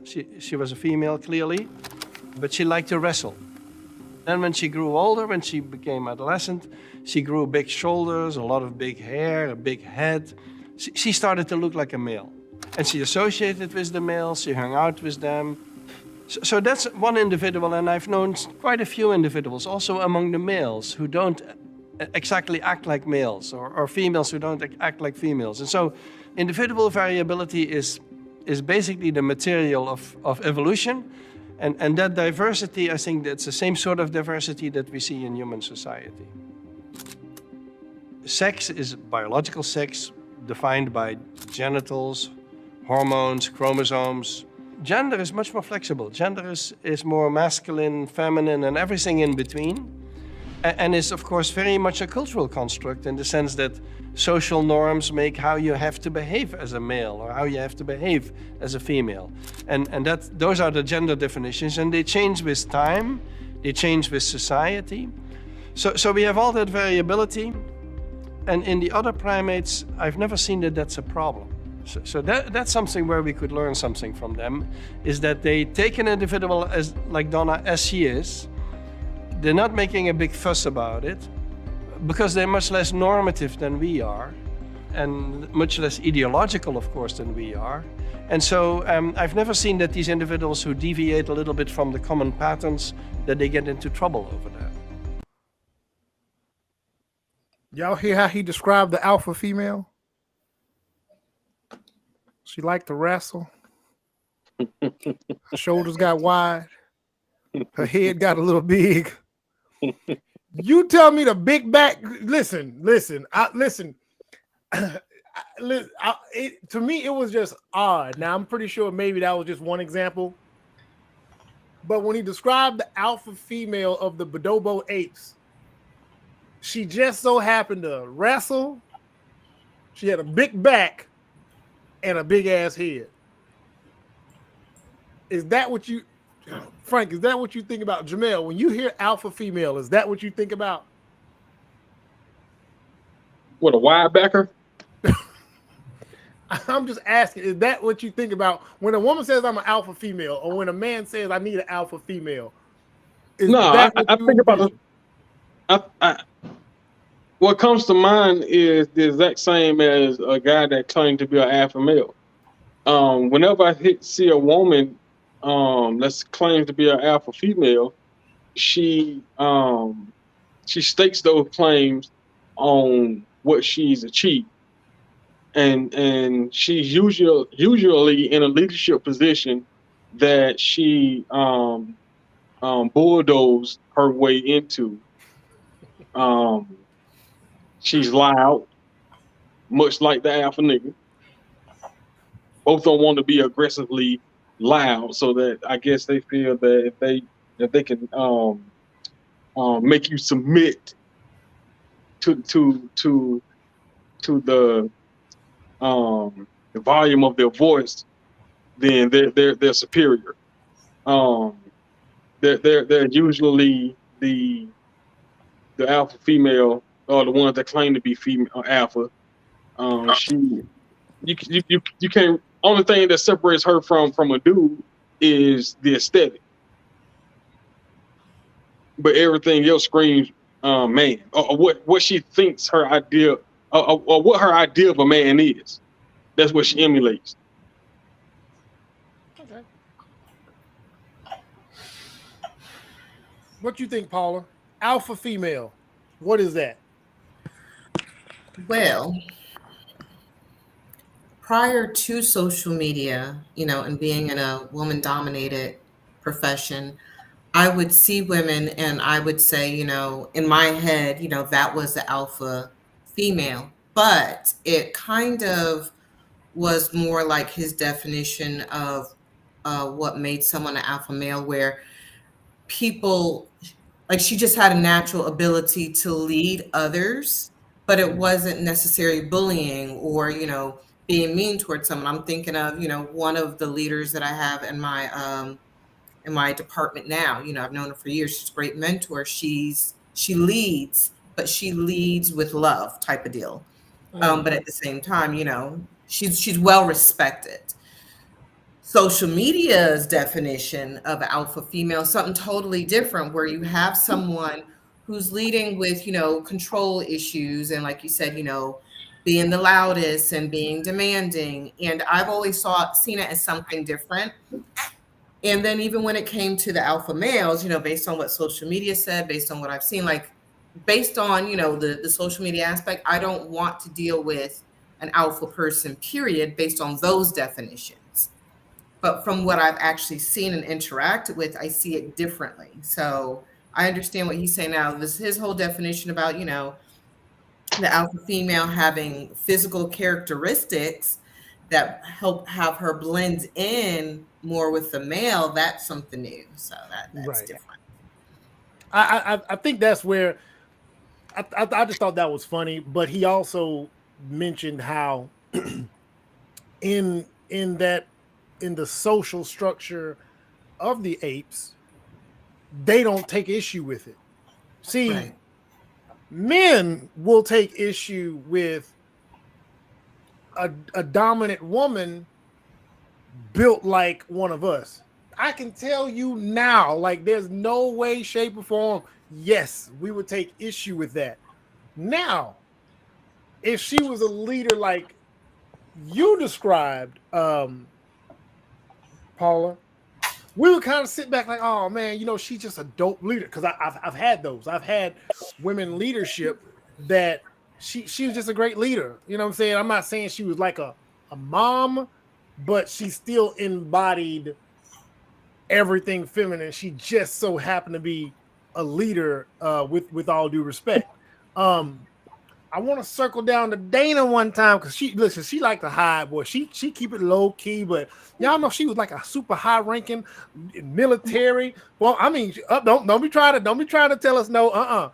She was up there. Oh, and we come from that world where leadership, obviously I'm military, but leadership it's what you wear, but it's also who you are. And if she knows, like I know she knows, like I knows, there's those that got it on their collar, and then there's those that we just look to like that's who they are. What's your experience being with women first, but then men also? Yeah, because I do have both sides of this coin. So the thing about with women, of course, I always speak from my personal life and what I deal with. So like my man Frank was over there saying about how it is now, how these jokers think with the whole alpha thing. That's how they think towards us too. Like because I'm out here, I do life by myself. I've been divorced over 10 years right now.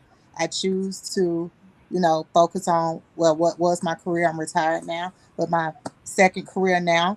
I'm focusing on what I told you earlier, getting this house, getting my son through high school, still doing vacations for me and enjoying me. I'm doing a lot and I ask for no help. I ask for no assistance. When I go out, I don't need you to do nothing for me. I meet you there. You don't need to know where I live. So because I am very private on that aspect, and because I'm not around here saying I need you to get my hair and nails done, they say I don't need a nigga.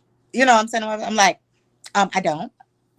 I'm trying to get to know you. They was like, well, you come up as a dominant alpha female because of my attitude, because of my not need for a man, because I don't ask for things. I'm like, what man doesn't want a woman who doesn't like just lean on you for finances? I'm a functional adult in this world, so I can't live my life trying to find a man to pay for my bills to help support me and my son.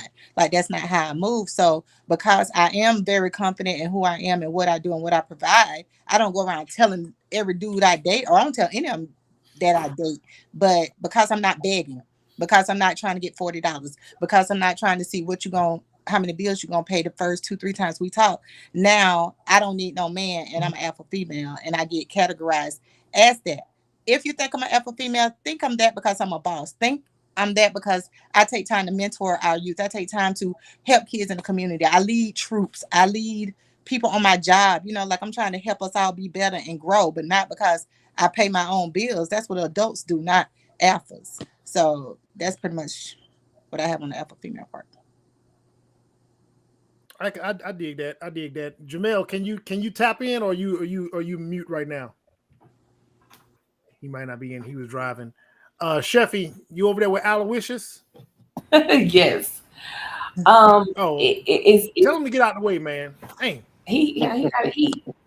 It's always interesting to talk to guys, and a lot of men are intimidated when I say, I make 6 figures, I'm in a doctoral degree program, I'm a software engineer. Like my entire career is pretty male driven in what I do and how I interact with people.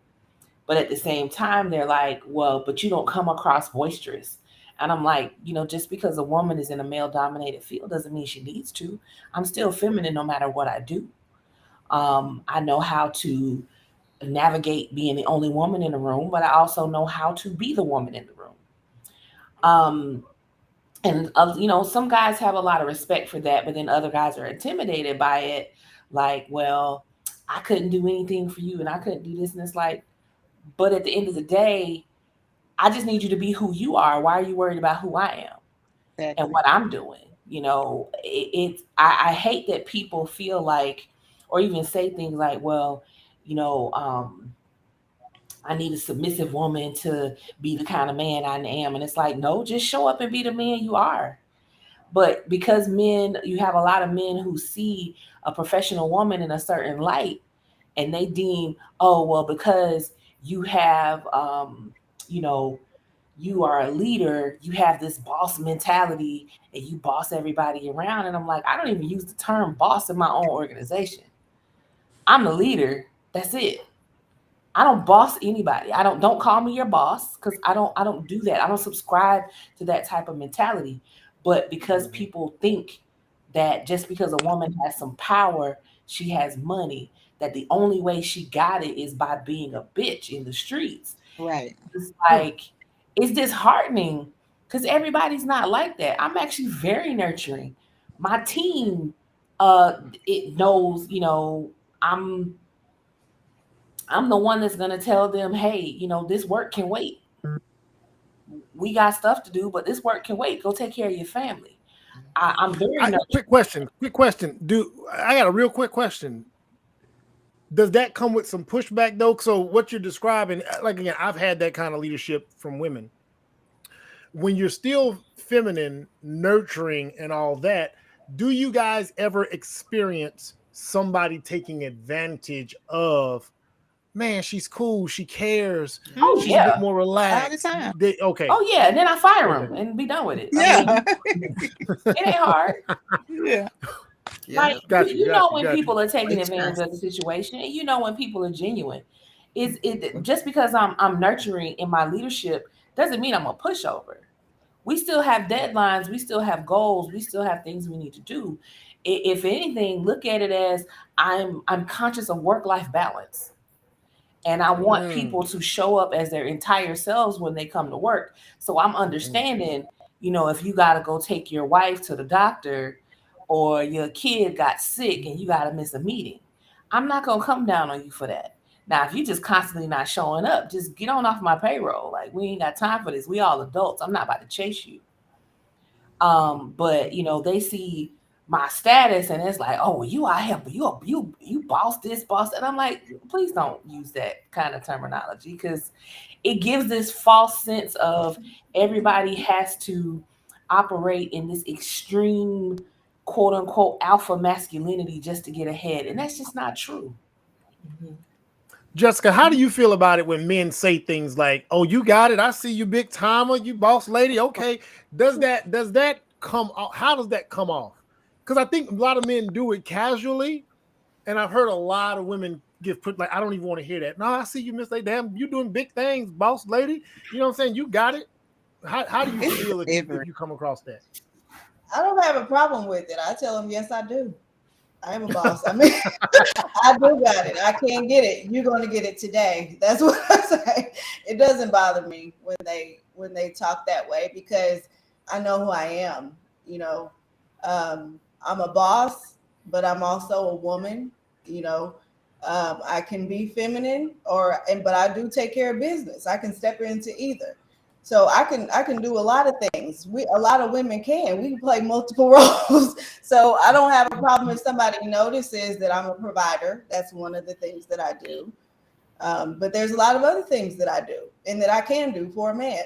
So, you know, I don't have I feel like a lot of times in a defensive way. They kind of back off, you know, and they can start to feel more comfortable. And like the other says, some of them are never going to be okay with it. You know, some men have to have a woman that makes less than them. They have to have a woman who they see as less than them in that status, you know, as far as social status. And that comes with financial, you know, so a lot of times if you do make more money than a man, they're automatically intimidated or they just don't want to have anything to do with the relationship. I mean, it was a post today, Manuel, that one of our mutual friends posted about what Jessica was just saying, that only man that'll be happy, your father's the only man that'll be happy for you if you're doing better than him, you know, better than your man. You know, so my man can be happy for me because I'm doing better, I guess, per se, or whatever. So he was like, your father is the only man that'll be happy for you if you do. Yeah, I saw that, and I meant to give ass because I'm like, no, hell no. Dumb to me. I just put the little emoji because I had a lot to say, and people had, you know, guys were saying they look splat on there, but something. When I say some people ain't even worth it because if I'm making more, because you know I do make very decent money, but if I'm making more than my man, I would expect him to be proud of me. You know what I'm saying? Or whatever, like be proud. This is us.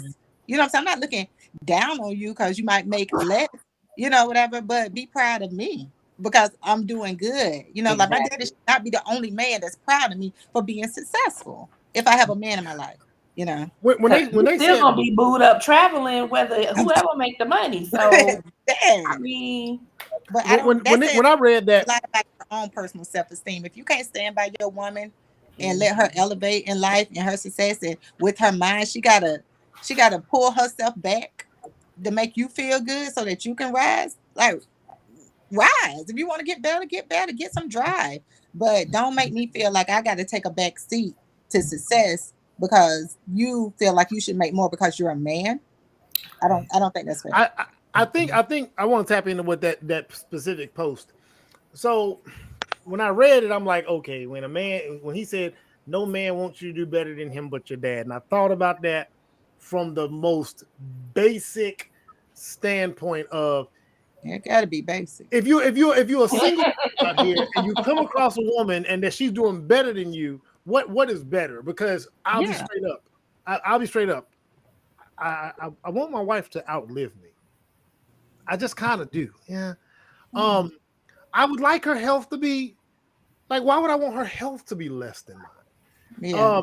Her moods, I'd like them to be a little lighter than mine. Her financial burden, I'd like it to be less burdensome than mine. I literally would like that. So when I think about better than me, I actually hope that you are doing better. I hope that I'm doing well enough to where I'm taking on so much to where you're just doing better. And I don't care in what way that shows up, whether it's financially, emotionally, physically, mentally, whatever the case, because I just tend to believe these shoulders are wide. I'm a 44 across. I think they can hold a little bit more. That's just the way I see it. I could be wrong. So that better than me thing, when I read that, I'm like, nah, I didn't have time. I was getting ready for a show with all these gracious hosts. I couldn't make it right. I didn't get in on that one. I do want to play the last part of the video. It's only like a minute and a half left. Because they get into as you heard when he broke down the alpha male, he talked about the alpha male has empathy. And he speaks about that a little bit more because I know as men, that's not always our strong suit. Damn sure ain't been mine. Many people consider empathy as the core of human morality. You cannot have an interest in other people and wanting to help them if you don't have empathy for them. And so empathy is the glue of our society, and our moral systems would be basically impossible, I think, if we had no empathy. I'm not saying that chimps and bonobos are moral beings the way we are, but they clearly have that capacity of being interested in the state of somebody else. I think a leader needs to pay attention to the group dynamics, make sure that everyone has a voice in the group, and that you, like alpha male chimpanzees, that you protect the underdog against potential violence or potential abuse. I think humans are psychologically exactly like the apes. So socially and emotionally, we are like apes. We are intellectually more developed. We have language, of course. We are technologically more developed. But many of the basics of our social relationships, both in terms of the hierarchies that we have, the friendships, the attachments, in all of these ways, we are very close to the primates. We're very similar to them. And so certainly in that area, the apes can tell us something about us because there's basically no distinction. As it pertains to empathy, like I said a minute ago, and it wasn't long that he was going to talk about it.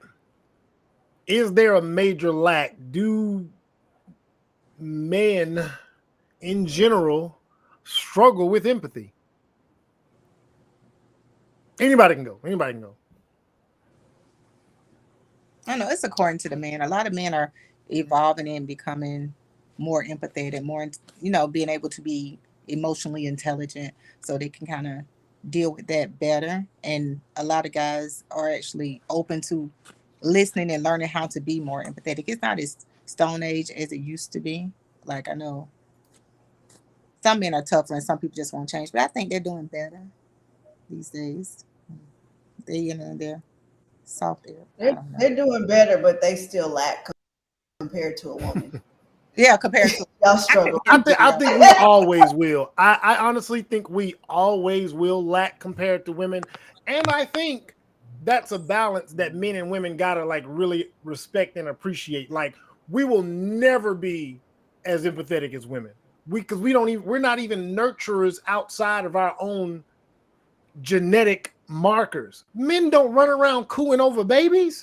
When the last time y'all seen, outside of my dad, who's an old man who loves to walk by and tease a baby every day, men don't give a damn. We ain't walking around seeing baby. Oh my God, my ovaries tingle. We don't give it. Oh, you gonna raise your goddamn hand? So every time you see a baby, your ovaries tingle, Frank? No, but sometimes I wish I had one. Yeah. You wish you had ovaries? No, nigga, but Single. Oh. No, I mean, because I'm my favorite people in the world are children and the elderly. Yeah. The rest of y'all niggas in the middle working on my nerves. So it's like I love the innocence of babies. You know what I mean? So when I see a baby and the baby all look, I like chunky babies because they look like little dolls. So it's like, I don't know, it's like they just look like the little cartoon angels. You know what I'm talking about? So Yeah. it's like, hold on. You just said that if that woman would have had that baby, you was gonna leave her. She's had the baby by another dude at the end of the relationship, but you got the hell on. Where was your? Oh, it don't got nothing to do with the baby. It got everything to do Where was with her. your empathy? That is the baby. You supposed to stay there and take care of the baby. Collateral damage. Have mercy. There's Word no on empathy purpose, in you. man. There's no empathy in you. Actually, my wife told me that, and I was like, "What?" She told you that for a reason. I know it, but and after she told me that, at first my first reaction was denial, and then I started to do a self-evaluation, and I was like, so I can see it a little bit.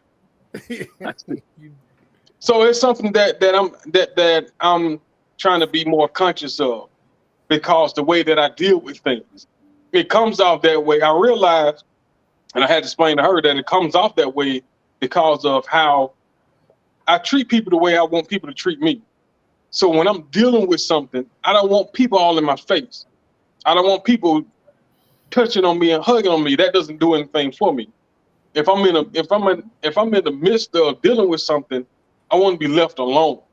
So I feel like other people, when they're in the midst of something, they want to be left alone, because I understand it. You know what I'm saying? So it's like, so if something's going on, then and I noticed that it's like, okay, I'm gonna give you your space.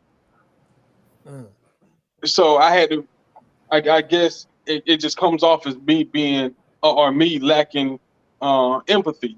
We're like, nah, I feel for you, but I just don't want to crowd you. You know what I'm saying? Right. That's fair. I don't think that's a lack of empathy. Although I do think you ain't as empathetic as a woman. You ain't even close. Men lack the men lack empathy. Can we be better, Jessica? How can we be better when it comes to empathy? We're never gonna be like y'all. I'm just saying. How can we be better? I didn't hear the question. You cut out. Say it again. How can we be better? We're never gonna be like y'all. We're never gonna get on y'all level. But how do men become more empathetic? So I think you guys have to just pay closer attention. I don't know that a man will ever be as empathetic as a woman, but it's very important that like you learn behaviors, you learn how people respond to things, you start to pay attention to facial expressions, and maybe actually care about that, care about concern. Like observe the behaviors of the people around you. So even if you're at work and you work with the same people every day, if you know that Mary normally comes in with a big smile on her face, and today she doesn't have a smile on her face, she's looking down, she's not looking like herself, maybe just ask, Mary, are you okay? It's just noticing those things. I know sometimes men, you know, you guys just seem oblivious to what's going on, or that there may be something going on, something deeper going on, because, you know, I've noticed with, if there's something going on with you, they're not going to pick it up. You have to let them know. Frank's nodding his head. Yes, you have to let them know. But sometimes, you know, people are not always in a space where they feel like they can talk. So just picking up on those cues, those nonverbal cues, would be a good starter. Then maybe something's wrong. You know what? I won't even lie.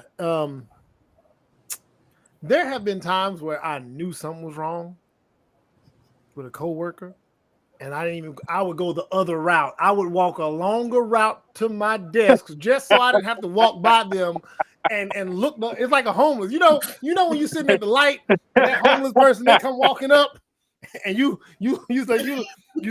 take your phone and you just try to act like you're doing something. You ain't doing shit, but you don't want to look that homeless person in the eye, even if you ain't got no money, even if you ain't got no nothing. It's the same thing, because sometimes I don't want to be burdened by your issues. So the empathy that I do have is such a tiny reserve that I might need that when I get home from my wife. I might need that with my children give me a phone call. I might need to keep that. And then this coworker, I see them and they down and out, and they are always down and out, or even maybe just today. But I'm like, damn, I don't feel like dealing with this shit. I walk a whole nother circle. I'll take another lap. I'll take another elevator on you. If I get on the elevator and oh shit, this going down? Oh, I meant to go up. Then I just let you go on about your way. Yeah. Yeah. I don't think y'all have it in you, if I'm being honest. But because it's a struggle. You would have to be a little bit less selfish. So you talking about Dana earlier, how she was a little bit selfish and put herself first and got out of that bad relationship. Me and y'all could pull back a little bit on the selfishness. Y'all could maybe be a little bit less selfish, not just think about yourself. You could do that. Man, I mean, you're right.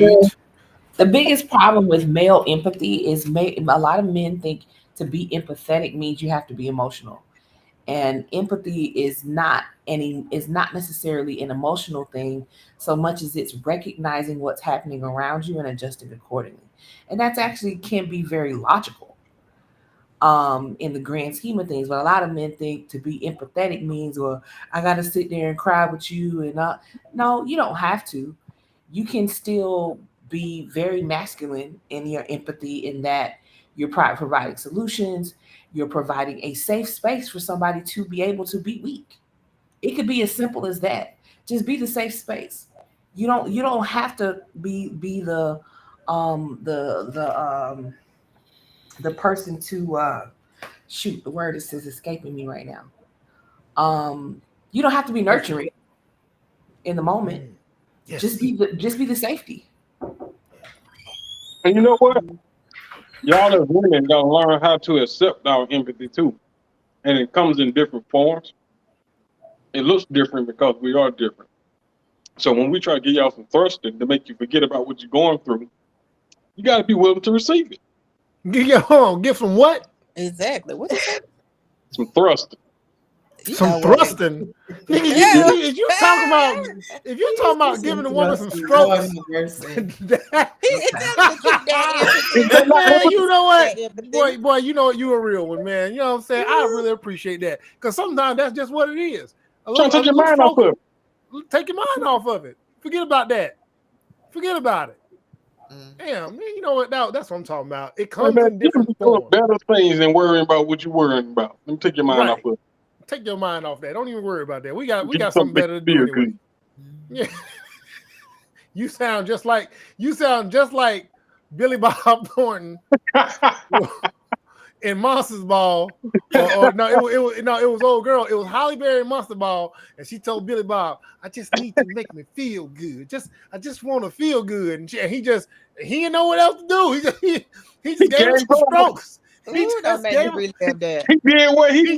some strokes. He did what he knew to do. He was being empathetic in the moment. So she was crying about that fat ass boy dying. She got people in jail, and she just wanted to feel good. And what Billy Bob do? Billy Bob he just come on now. Let Yeah, he had Halle Berry business swinging all across the screen. Lord. She said, I want you to make me feel good. He's like, shit, I got something for you. I can do that. If I can't do nothing else. Old Billy Bob gave him strokes. Anyway, all right, hold on. We got one more topic. I know we've been long. My wife has asked me a few times, would I ever adopt? And this is where my empathy and all that stuff go out the window. My lack of, I am selfish. And I'm like, okay, adopt. But what if we adopt, ain't that a kid that's already been made? And don't they usually have already been through something? But so I was coming across this topic, and this topic talks about, it refers to it as transracial adoption.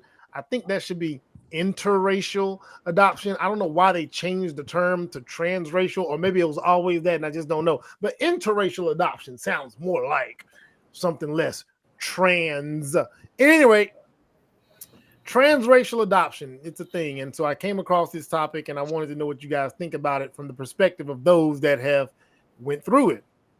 I'm gonna go ahead and share this video. Transracial adoption should not be allowed. 3, 2, 1, go.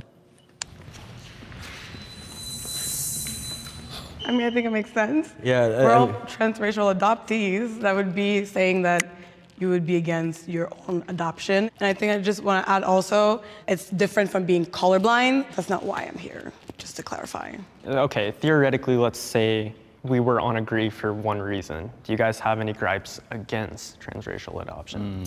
Well, yeah, like I guess like what I just said a little bit. Savior complex. Savior complex. I mean, there are people in the world who I think view transracial adoption as this like, oh, I'm doing a cool thing. Like, I've met people who have said those specific things where they're like, I've always just wanted a black child, you know, but that's it. There's no like, why do you want a black child? Or, you know, or like, it was like a savior mentality almost. And I think that adopted kids are more at risk for struggle, not because of us, but because of society and because of the dominant narrative of white saviorism that is all surrounding adoption. We all know this narrative, but the narrative for those that don't know is this notion of adoptees should feel lucky, adoptees must be grateful, and gratitude is related to this idea of repayment. The effect of that is that we as adoptees, as a whole community, feel like we're less worth than our non-adopted counterparts. It makes us feel like you should repay your life that you were given. You should repay the fortunes that were given to you. And for little kids, how can we repay something that's immeasurable? And it's not fair for us as little kids to have that weight, that burden on us while growing up. And because we have that weight, because we have that burden, that's what, so to speak, messes us up. You're bringing back some stuff. I'm like, yeah. so true. Like, Jesus. Do you think that it's really important as further we go to have that education and to not go in with it with a colorblind stance, because it does do a lot more harm, at least it did for me growing up, than, yeah, just opening up your kids to the culture that they came from. Yeah, no, you really spoke to something. All my friends that are Black or Arabic have all this culture that they grew up with, and they like years and years of like learning stuff, and that's what I missed out on. So for the future generations and people who are adopting right now, I think the biggest thing would be to stop being colorblind, because we're not helping the kids. Yeah. I agree that everybody deserves a set of parents, family. Everybody deserves to be loved and nurtured and cared for. However, the recent legislation that almost didn't pass, I guess, for ICWA, which is the Indigenous Child Welfare Act, being Native American and not adopted by Native Americans, I don't know anything. You know, there's so much about my life that just didn't make sense until I went out and learned it myself. So I feel like that small community of Native children need to stay with other Natives. It doesn't have to be the same tribe, but just keep them Native, because, you know, our population's declining. I mean, I am sitting here where I am, but I do think it is a little bit of a privileged place to be standing, because I think the reality of adoption in the US and culture in the US is that it's very hard to be a person of color here in this country. You know, my parents were white. My parents being white will never understand what it's like to be a person of color in the US. Yeah. And they're not going to be able to connect with me in that way, which is kind of a big deal. Now, there are other things that they do really, really well, but the reality is living here is kind of tough for a person of color, and they can recognize that for me, but they can't know what my experience is. Yeah.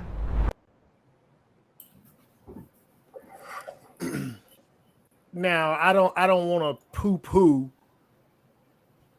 transracial adoption, because when you got a country as big as ours with a population that's majority white, obviously by default you're going to have white people adopting children of other races, but it comes with some issues. So if there was a way to ensure that children could end up, and maybe some of you, maybe Paula, you know, maybe Sheffy, you know, you guys work in that social space, is there something to where they at least try to pair children with those of a similar racial or ethnic background?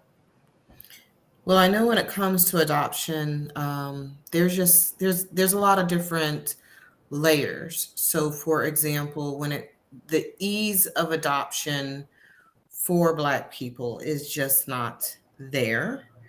Then I've only heard this and read about it, but when it comes to adopting a white child versus adopting a Black child, it's easier to adopt a Black child.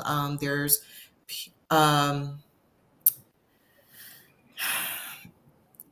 racism within adoption when it comes down to it. So there's that whole aspect when it comes to actually adopting Black children versus white children, and even, you know, children of other cultures and everything. So there's that. I also, you know, I have a lot of mixed feelings about it too. There's a lot of kids in my area, a lot of Black kids with white adoptive parents. And like, I know a lot of the kids, so I've gotten to know the parents, and I do often wonder if that white savior complex is there within them, because, you know, some of these kids, they're adopted, you know, with their siblings and everything, and then you hear, oh, their mom was on drugs, their dad was on drugs, you know, you hear the trauma that the kids have been through, and it's like, oh, you know, sad, glad someone stepped in to help them, but at the same time, you wonder, did you just step in to save them?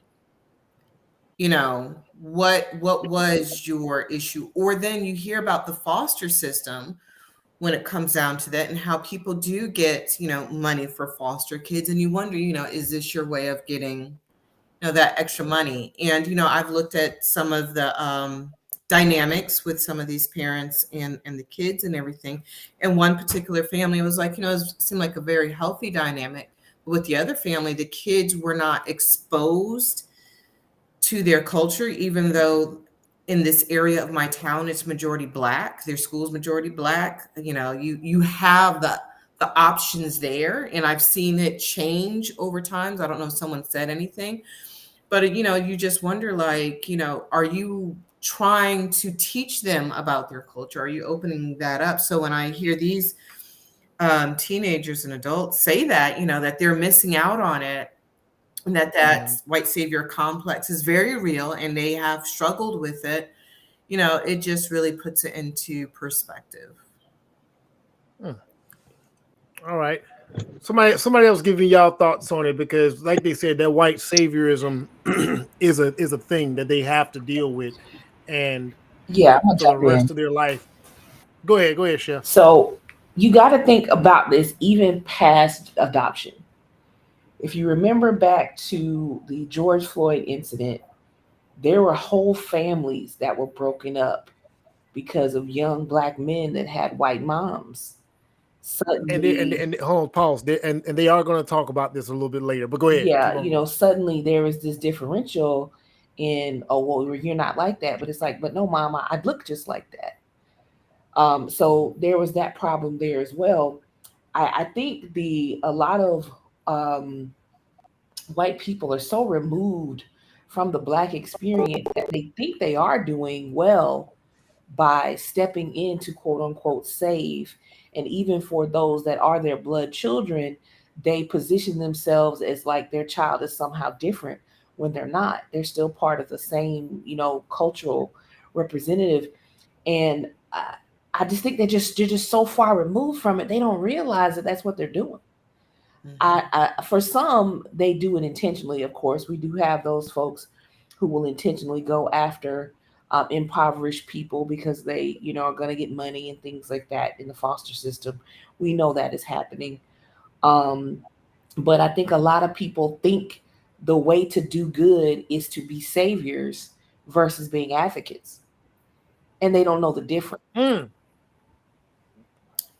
an advocate means standing in the gap. Being a savior is, you owe me for stepping in for you, kind of thing. And that's what these kids seem to be, talking about. Like the one big issue I see with a lot of those adoptive families is the kid is suddenly removed from the culture that should be a part of them.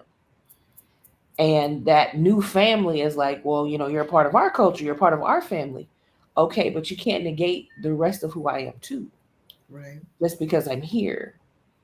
Because being an advocate means, okay, well, if I have this little Black girl here in the house and she has Black girl experiences, let me make sure I surround her by a village of Black women so that she can be empowered by who she actually is, not who I want her to be. And I think that's the problem. They just don't know they should. And it's just because they're so removed from the experience that it doesn't even factor. I wasn't even able to relate to this in any way, shape, or form from like actual experience or even observation, because the children that I grew up around was very few. There's only a few adoptees and foster families that I encountered, and they were Black people that adopted Black people or foster Black people. But I was in Atlanta at the time, so I mean, everybody's Black, right? But I remember when we had our daughters and we lived in Miami, and we lived in a very mixed neighborhood. But the school they went to was more white than anything else, or it was less Black than anything else. And I remember my daughters, I think it was their preschool, they went to preschool and they had beads in their hair.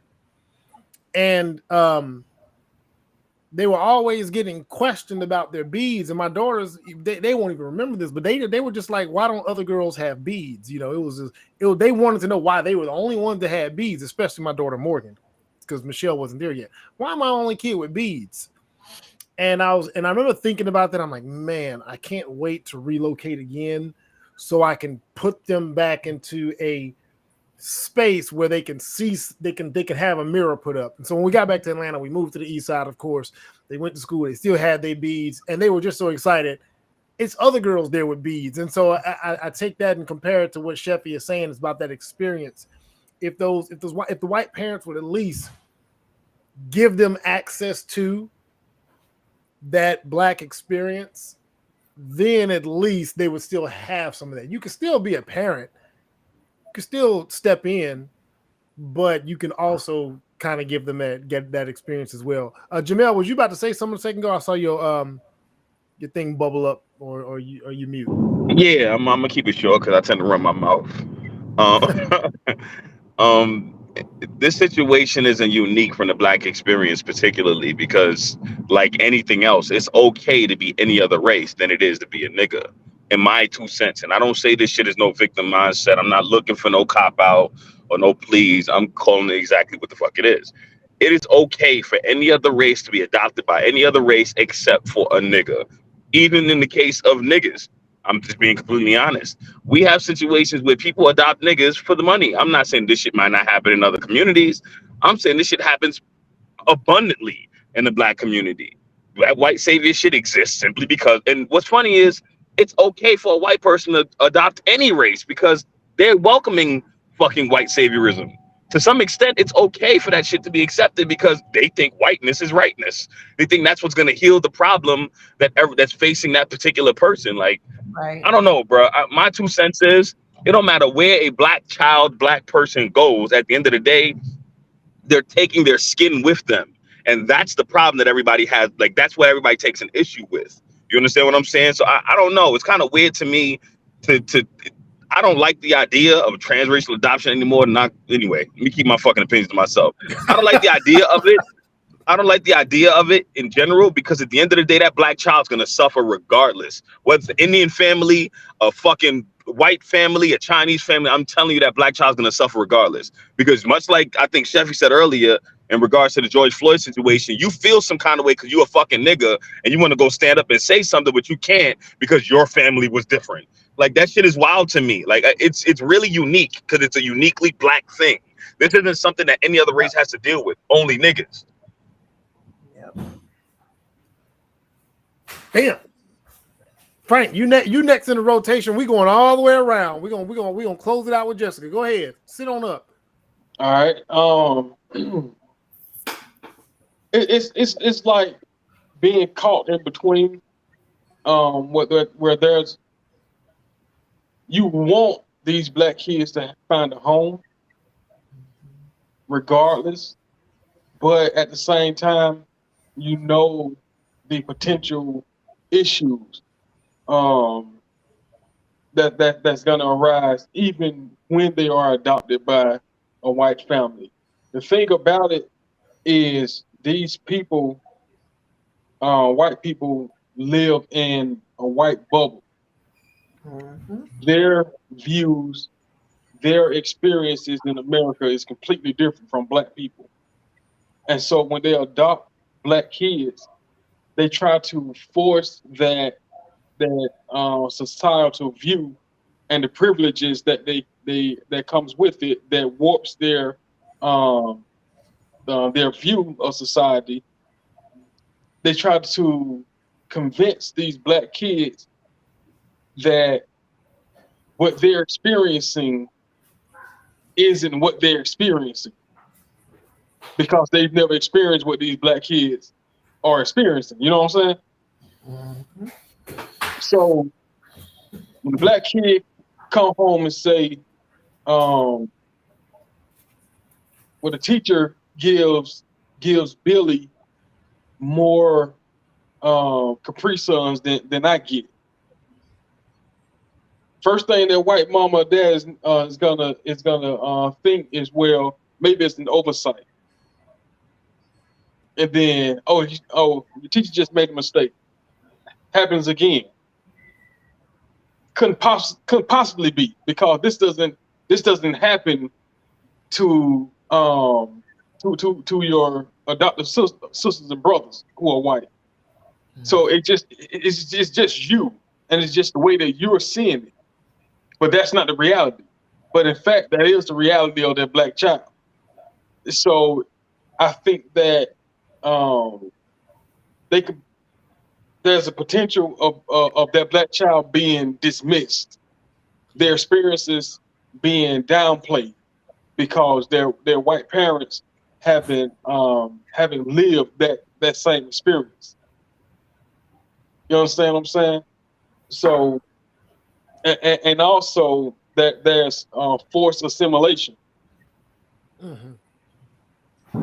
Yo, Frank, no bullshit, bro. It genuinely, I don't even think it's just reserved to whites, bro. I just saw a TikTok like a day ago, if that, where a fucking woman was disowned by her Indian family because she was fucking a nigga. Like, I really want people to put that shit in their mind. Like, this isn't something that's unique to America. Everybody hates niggas. This isn't something that's just reserved to America. You know what I mean? Like, we talk about other nations that have racism. Oh no, it's absolutely global. It's absolutely global, man. In outside of countries that are us, that look like us, and even if you go to South America, they dealing with some stuff where they don't even want their black and brown children to marry other black and brown children. You know, they want you to elevate by getting somebody white. White is right around the globe. That is, we are in a time in the history of humanity where brown people are the major underdog. and this will be our experience, and we'll die with this experience. But at this time in human history, oh, that's just what it is. Go ahead, Jessica. Yeah, I agree with Frank. I'm kind of conflicted with this topic, just because you can't ban transracial adoption because we don't have enough minorities adopting or in a position to adopt, or where they would get approved to adopt or be considered. So you can't get rid of it, because where would the children go? You know, you don't want them to stay in the system forever. So we're kind of in this situation where you have to resources and probably at the same time, if they're not going to ban, have to put programs in place to make sure that these parents are educated, to make sure that they are screened properly, to make sure that they are not doing this for their advantage, that they're not doing it for the wrong reasons, that they are not racist. And not only not racist, but, you know, I feel like a lot of white people think that racism is gone because they replaced it with progressions. It was just like the situation that, you know, Frank and Jamil just brought up, where it's like, you're not doing blatant racism, but you're doing things like you're not letting that Black child express themselves in a situation that happened that's gone global. Nobody else that's Black can express themselves about, but you won't let them express it because, you know, you're exhibiting microaggressions. That's a microaggression. So and we're gonna get into microaggressions too. Go ahead. We're gonna get into that. So we have to just be a little bit more careful about who we're allowing to adopt. And I think we have to be a little bit more intelligent about screening these folks and making sure that they're not doing it for the wrong reasons, that they're not trying to shape the mind of Black people. You know, that's another thing that I think that maybe the intent of some of these folks, they're thinking, okay, I know how I'm going to get rid of racism. I'm going to teach these kids I'm gonna adopt one, and I'm going to get them right.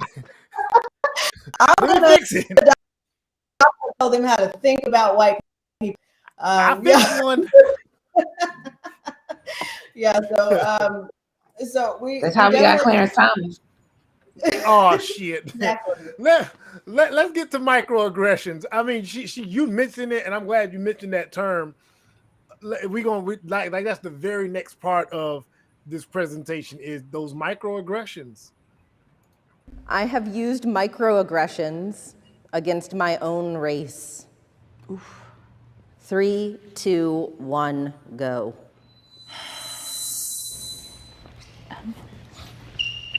I think when I was younger, there was definitely some jokes that I made, which I deeply regret, but trust me, I'm picking up the slack now. But I think it also the fact that I was growing up countryside in like a predominantly white place made it so that like I accepted a lot of things, little comments or little jokes that I would just let slide, or people using the N-word. And I think when I started learning more about Black culture, that's when I was like, okay, that's really not okay, and this is why. But I think that also comes with maturity and age.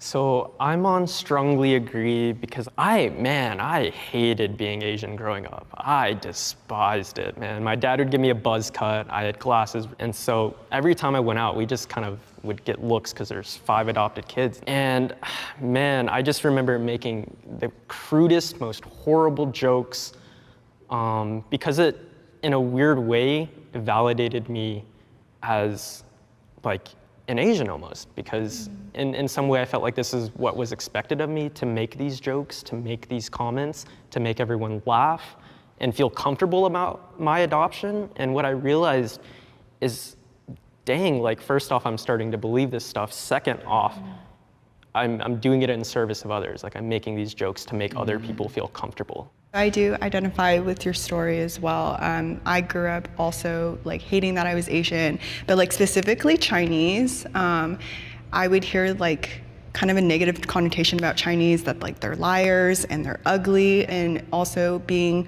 around predominantly white community and like in high school, like hanging out with a lot of group of girls that were often white and I was the token Asian, like just made me more and more hate my appearance and not think that I was attractive. I guess with being insecure with that, it's almost like, yeah, that internalized racism and like self-hatred that happens. So that's why I am on this side as well.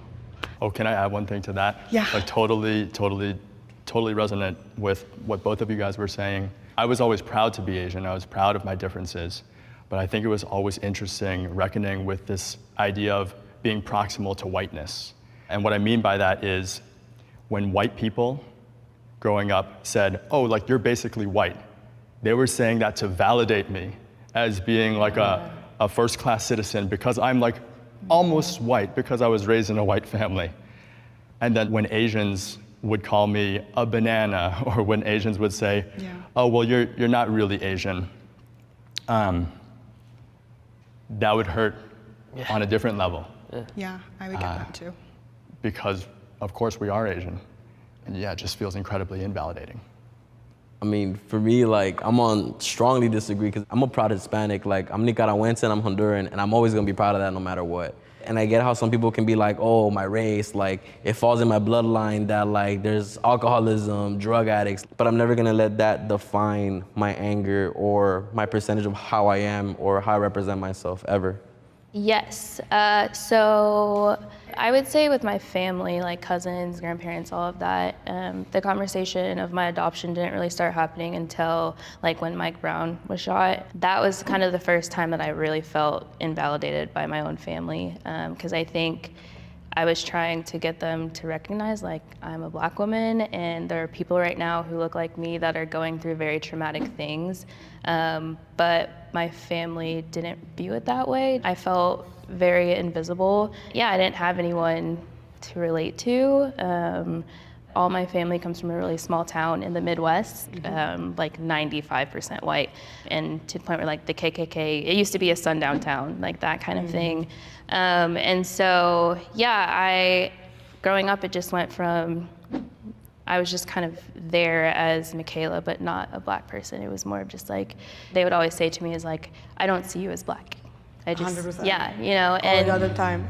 And I was happy. I was glad. Yeah. I was like, yes, I'm not Right. gonna like be a victim of racism. Like, yeah, yes. at the time, One of 'em. Exactly, yeah. It never bothered me at the time, but I think the more I processed it, the older I got, I realized how damaging that term is, because I mean, I think we've all experienced this of like, who am I? And so then I was like, okay, if my family doesn't see me as Black, what am I? You know, that was like the question that I still sometimes think today even, that's like always in the back of my head, so, yeah. 100%. So true.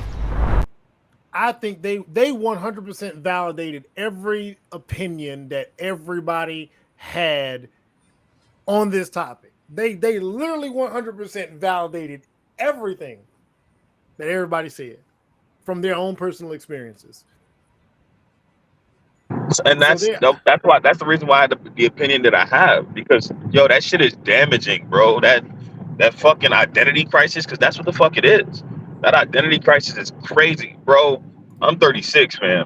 I wasn't even adopted, and I had a fucking identity crisis trying to fit in. I was born in Bed-Stuy, Brooklyn, to a fucking immigrant family. I was raised in hip hop culture. I'm a nigga through and through, but I eat jerk chicken and curry chicken when I go home for dinner. You understand what I'm saying? That shit was fucking bananas. It was the wildest thing ever. So I can't imagine what that shit would feel like as a Black person being adopted by a white person. Bro, don't get me started, bro.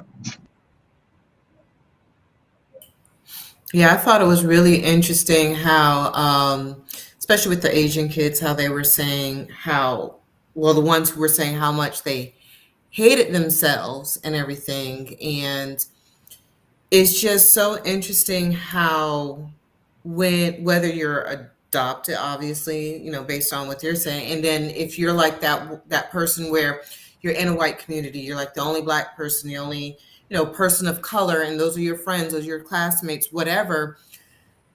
It's almost like it's a given that there is a subliminal message for you to hate yourself because you're not white, and you either have to have the support to fight against it, or like you said, the self identity to know who you are. But it's like, because I grew up in Connecticut, and I grew up on the white side of my town, and a lot of the things they said about their experience, I experienced those things, and it had you questioning yourself. But when you're around, the white community, it's like they want you to feel that way almost. And it's just wild to me how powerful that is, no matter where you are in this country. Like, it's like they don't even have to know each other. You could, someone living in Southern California, someone living in upstate New York, the experience is the same. Absolutely. When they mentioned the young lady mentioned the George Floyd situation and how her adoptive family wanted to separate her from that. You're not one of them. That won't happen to you. And even Jamel, you mentioned it earlier. You know what I'm saying? Like, when something like that happens, they don't have that space. I remember, man, I went through a leadership course.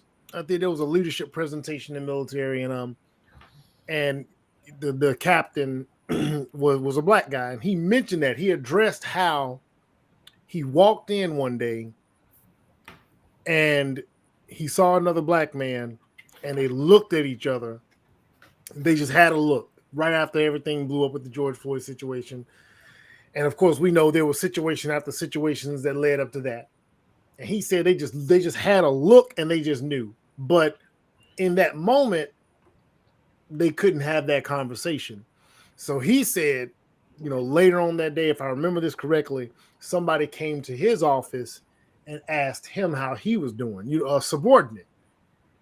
And he said at that moment, he realized, like, man, I didn't even realize I was uncomfortable to even come here and deal with that. Like, because I didn't feel that I could, because I'm the minority in the space.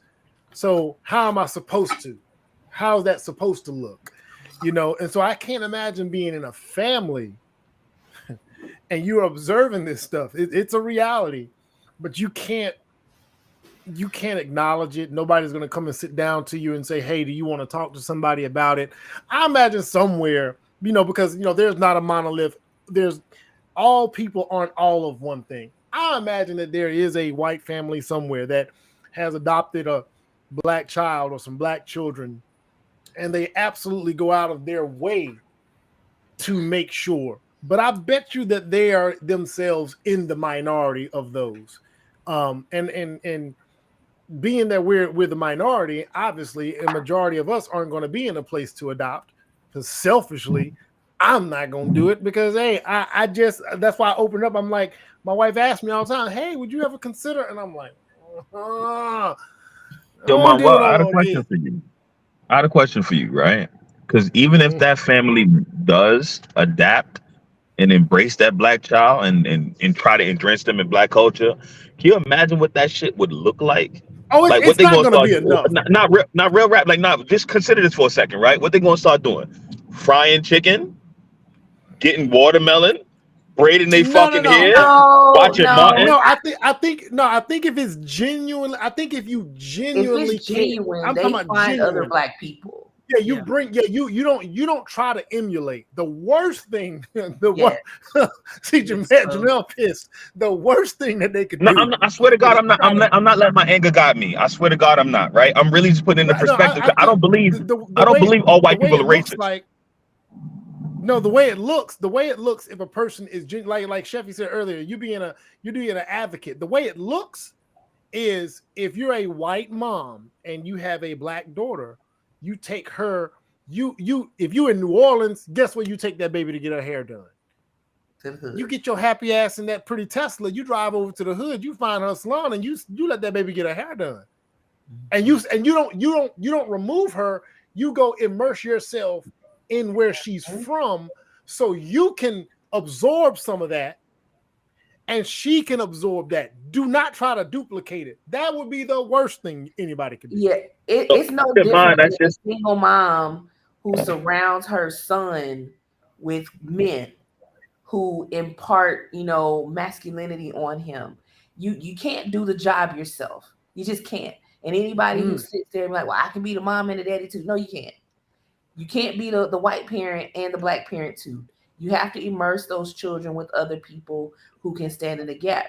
And even if we as black people are not adopting our children, we can still stand in the gap. We can be coaches. We can be teachers. We can be community mentors. leaders. Absolutely. You know, these are the things that still benefit these children.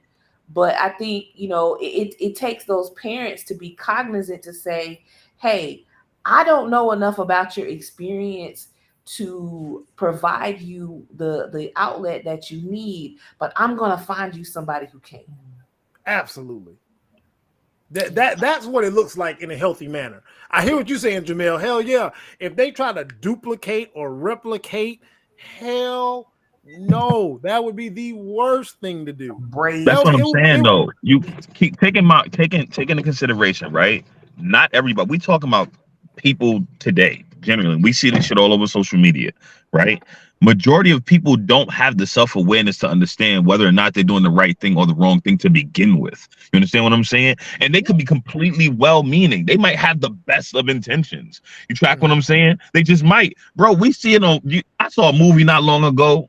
I want to say about 15 years ago now with Queen Latifah and the nigga from American Pie. You feel me? I think it was called Bringing Down the House or some shit. You track what I'm saying? Completely well-meaning. If you look at his, I hate that this is a movie, but I know it happens in real life because I have white friends who have black children.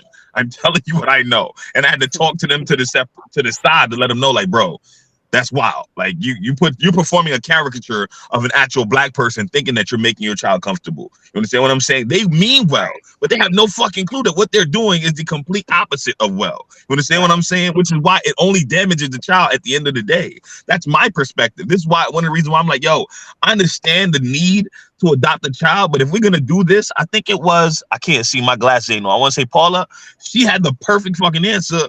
There got to be some kind of course or education or something to teach these people before they take these children on. Because at the end of the day, they're going to do what they think is normal. They out here listening to Snoop.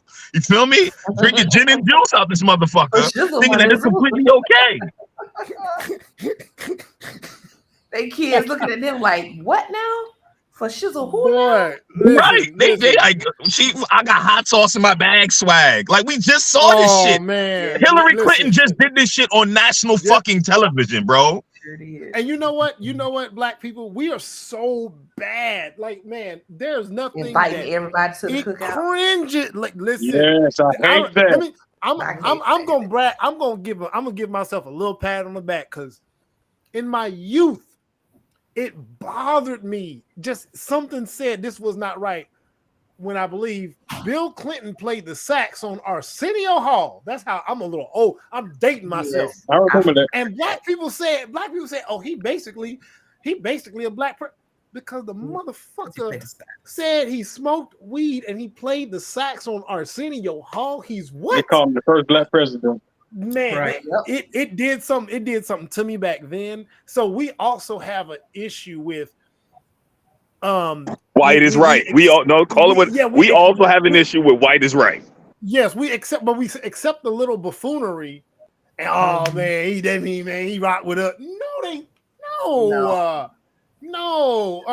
it happens. It happens so often, and it's I don't like it. I mean, that's why you have to give like respect to say a rapper like Eminem, who will consciously say, "I'm a visitor in hip hop."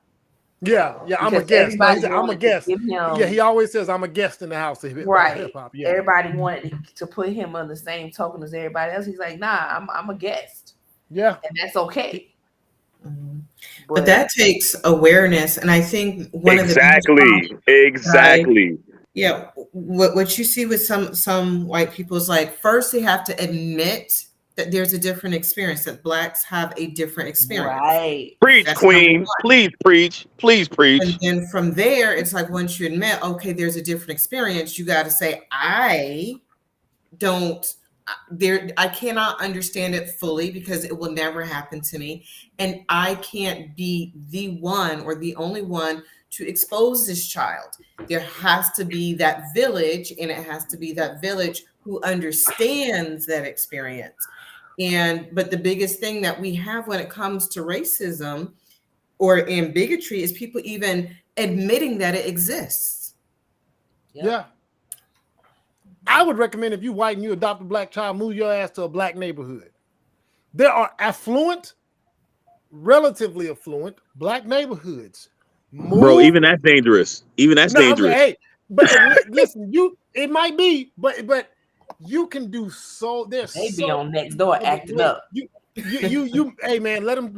Hey, all I'm saying, they're affluent. You know what I'm saying? You know, I mean, we know. But realistically, Manuel, even the affluent black neighborhoods are detached from what black culture is, fam. That's what I'm saying. Right, yeah. Some of them. That's what I'm saying. My point is, if you took a white family with a black child and dropped them in the hood, nigga, there'll be a Starbucks there next week. Yeah, because they gonna complain about the noise.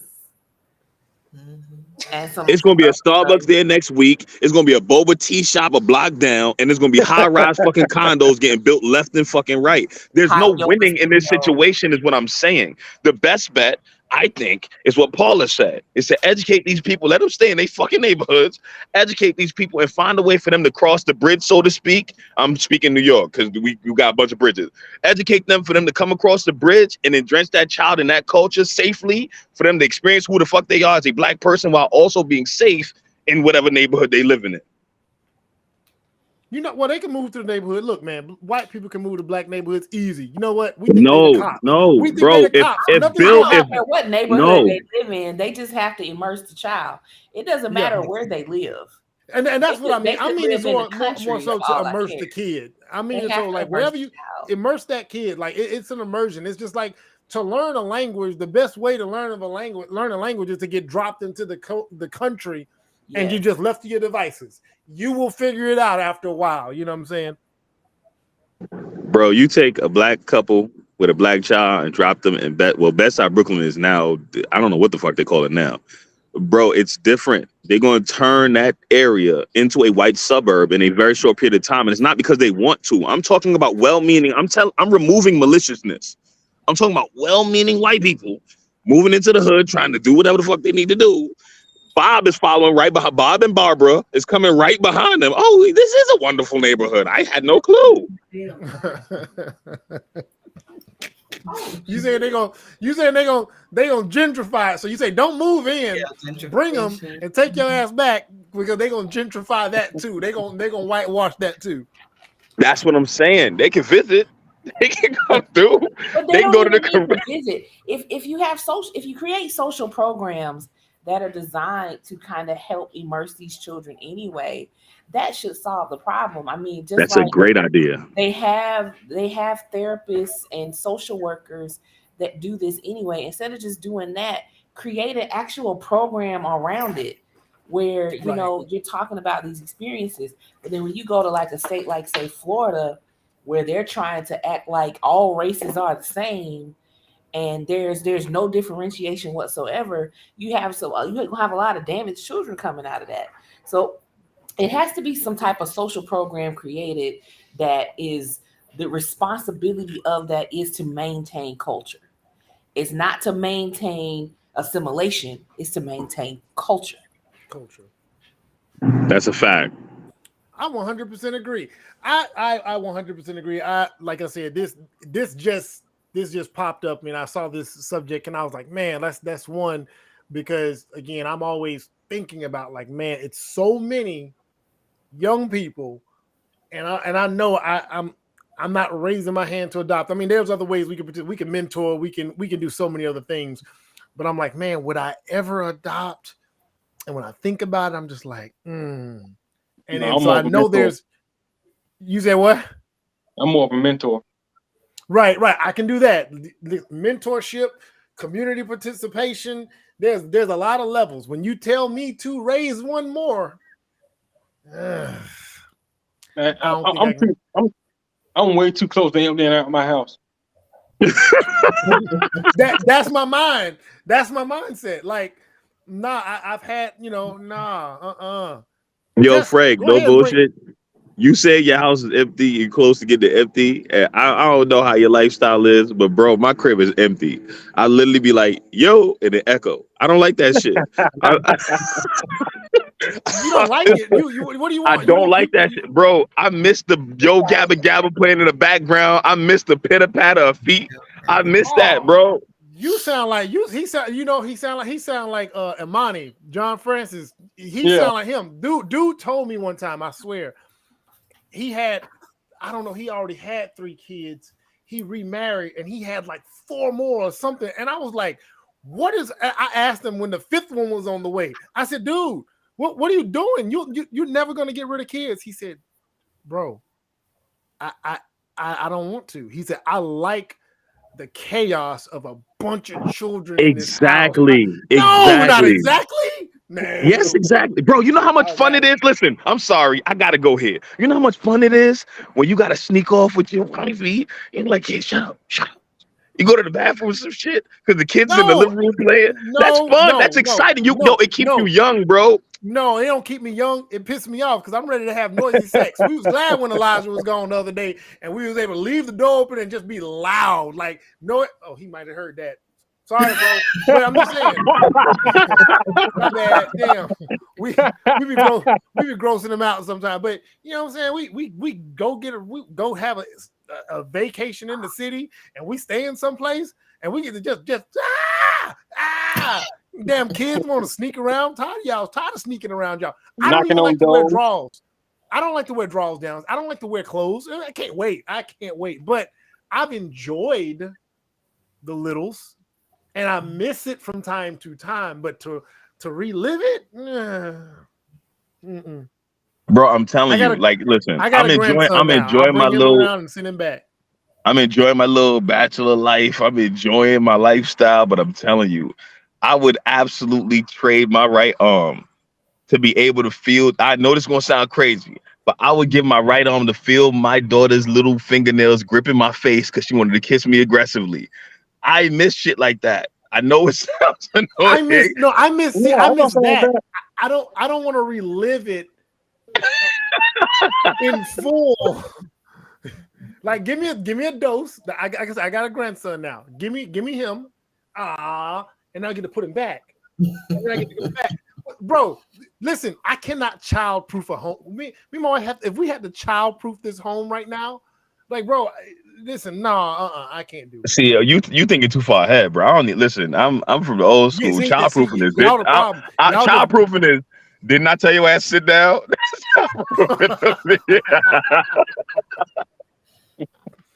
Jessica, you want one more little bitty? One more.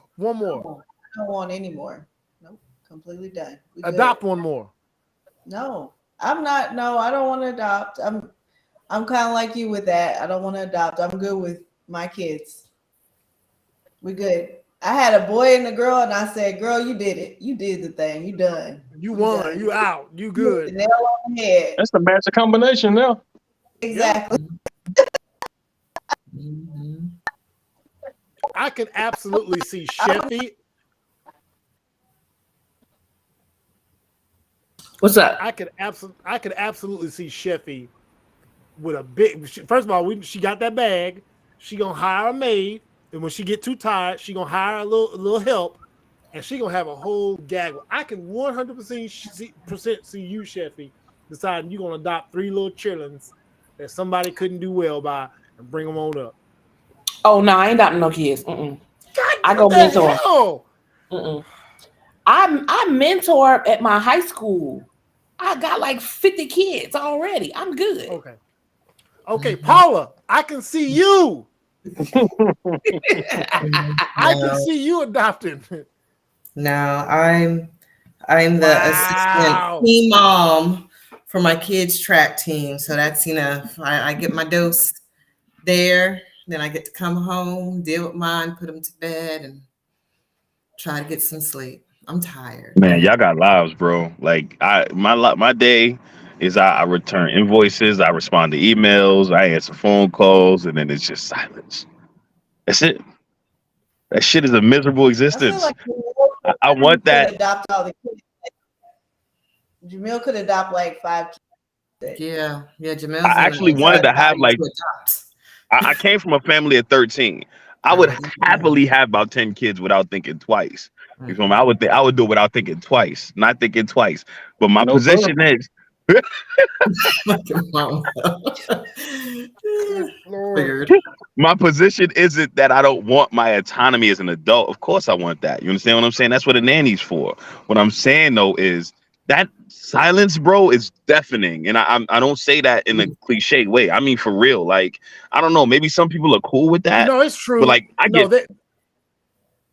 No, you are right. I didn't experience it fully until I was separated, moved to Dallas, and them first months where it was just me in that mug, and I could hear the refrigerator click on, and I was able to hear all these sounds. I'm like, wait a minute, it is way too quiet. I had to eventually get to the point. My wife would tell you, she would come there, and I always had noise. There was always a TV on. There was music playing. Because it was too quiet. Because I was so used to leave me alone. Go, stop. I'm telling you, yeah, so, Daddy. I'm telling you, bro. It was a comfortable. It was comfortable racket. But now I'm so far removed from it to where I miss the sweet spots, not the chaos. And adoption, yeah, I'm not there yet. Maybe that's what it is for me. Maybe that's what it is. I'm only 2 years removed, so that's probably what it is. Yeah, you're only 2 years. Yeah. You don't got enough time. Yeah, you need to be. I got some pets to help me with that transition when my kids are gone. I got pets, so There you go. Yeah. And that might be my thing because I used to want to be a vet, so I love animals. So my pets are my other babies. But there was a time when soon after I had separated and my girls were growing, I didn't have pets, and I did feel like, oh my God, I need someone. Yeah, but have a baby. Go adopt a baby. No, that's all I got for y'all. It's 2 hours 45 minutes in. Thank you, Jessica, for showing up. Come again. How many times do we get so when school time is in, it's a wrap. There's no way you coming to kick it with us during the Oh no, we booked and busy during the school year. Sound like an excuse to me.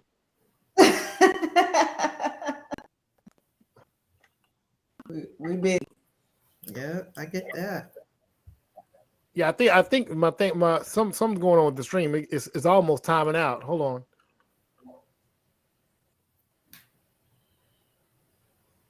Yeah, listen. I appreciate the bachelor life. I like the fact that I can find shit where I put it at.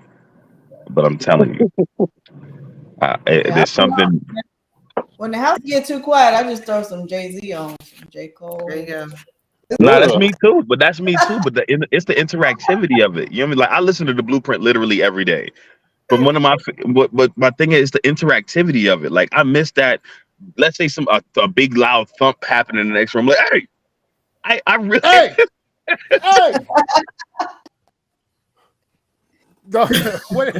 What did Kevin Hart say? Get your head out that toilet. Get your head out that toilet. No, you're right. If I gotta come in there. Yeah. I don't know. And then I get to like communicate with other parents about what we experiencing and laugh at the fact. Like, I don't know. There's a certain vibrance and sense of life that come with that shit. You know what I'm saying? Like. Of course. I got plants. I bought a whole bunch. I got like 50 plants that I bought. Trying to fill that hole. That shit ain't work. I had a bunny. That shit ain't work. You know what? We gonna get you on the plat. We gonna get the matchmaker on here. You a bachelor. We gonna get you set right on up. How about that? Oh, that's gonna be good. If she ain't got no kids, if she don't got kids, I'm good. You know what? We gonna get you hooked up. We gonna actually set it up. The matchmaker and Jamel, and we gonna get him hooked up. We gonna get her a client right on air. We gonna have this. Yeah, that's what I'm talking about. He said he ready to settle down again and have more kids. And me and my will gonna wingman for you. Yeah. Wingman what? Huh? Wingman what? We're gonna wingman. I ain't talking about hollering at nobody else. I'm talking about be a cheerleader. Man, you know how a nigga work. Yeah. Oh, okay. Well, I was ready to get back in. That's what I'm talking about. Oh, I was ready to get back in these Man, streets. That's what you was talking about. Since you scared, you know what I'm saying? My bad. Look, Listen, strong. if you with it, I'm with it. You know what I'm saying? Who gonna check me? Anyway, I'm glad Jessica showed up. We got a newbie. Jamel, I appreciate you showing up. Of course. I said I was with them streets if you was with them streets, but you got scared, so I'm gonna leave it alone. No, stay in the house, bro. It ain't shit out here. Don't stay in the house, bro. Stay in the house, bro. He said stay in the house. I appreciate I'll go ahead and close it out, man. I appreciate Jessica, your first time coming. Can we get you back, Jessica, or is school time the time where it's all a wrap? I can come back as long as it works. I'll send you the schedule that I have with the kids. All right, yeah. And Paula, I gotta snatch Paula. When I get Paula, I get Paula every now and then. So I appreciate you being able to take the time hit me out, up. Paula. I'll let you know. Absolutely. Jamel, you know it's always good, man. I know you're a busy man, so we got to get you on the schedule too. Y'all have a good night. Take it easy, y'all. Bye.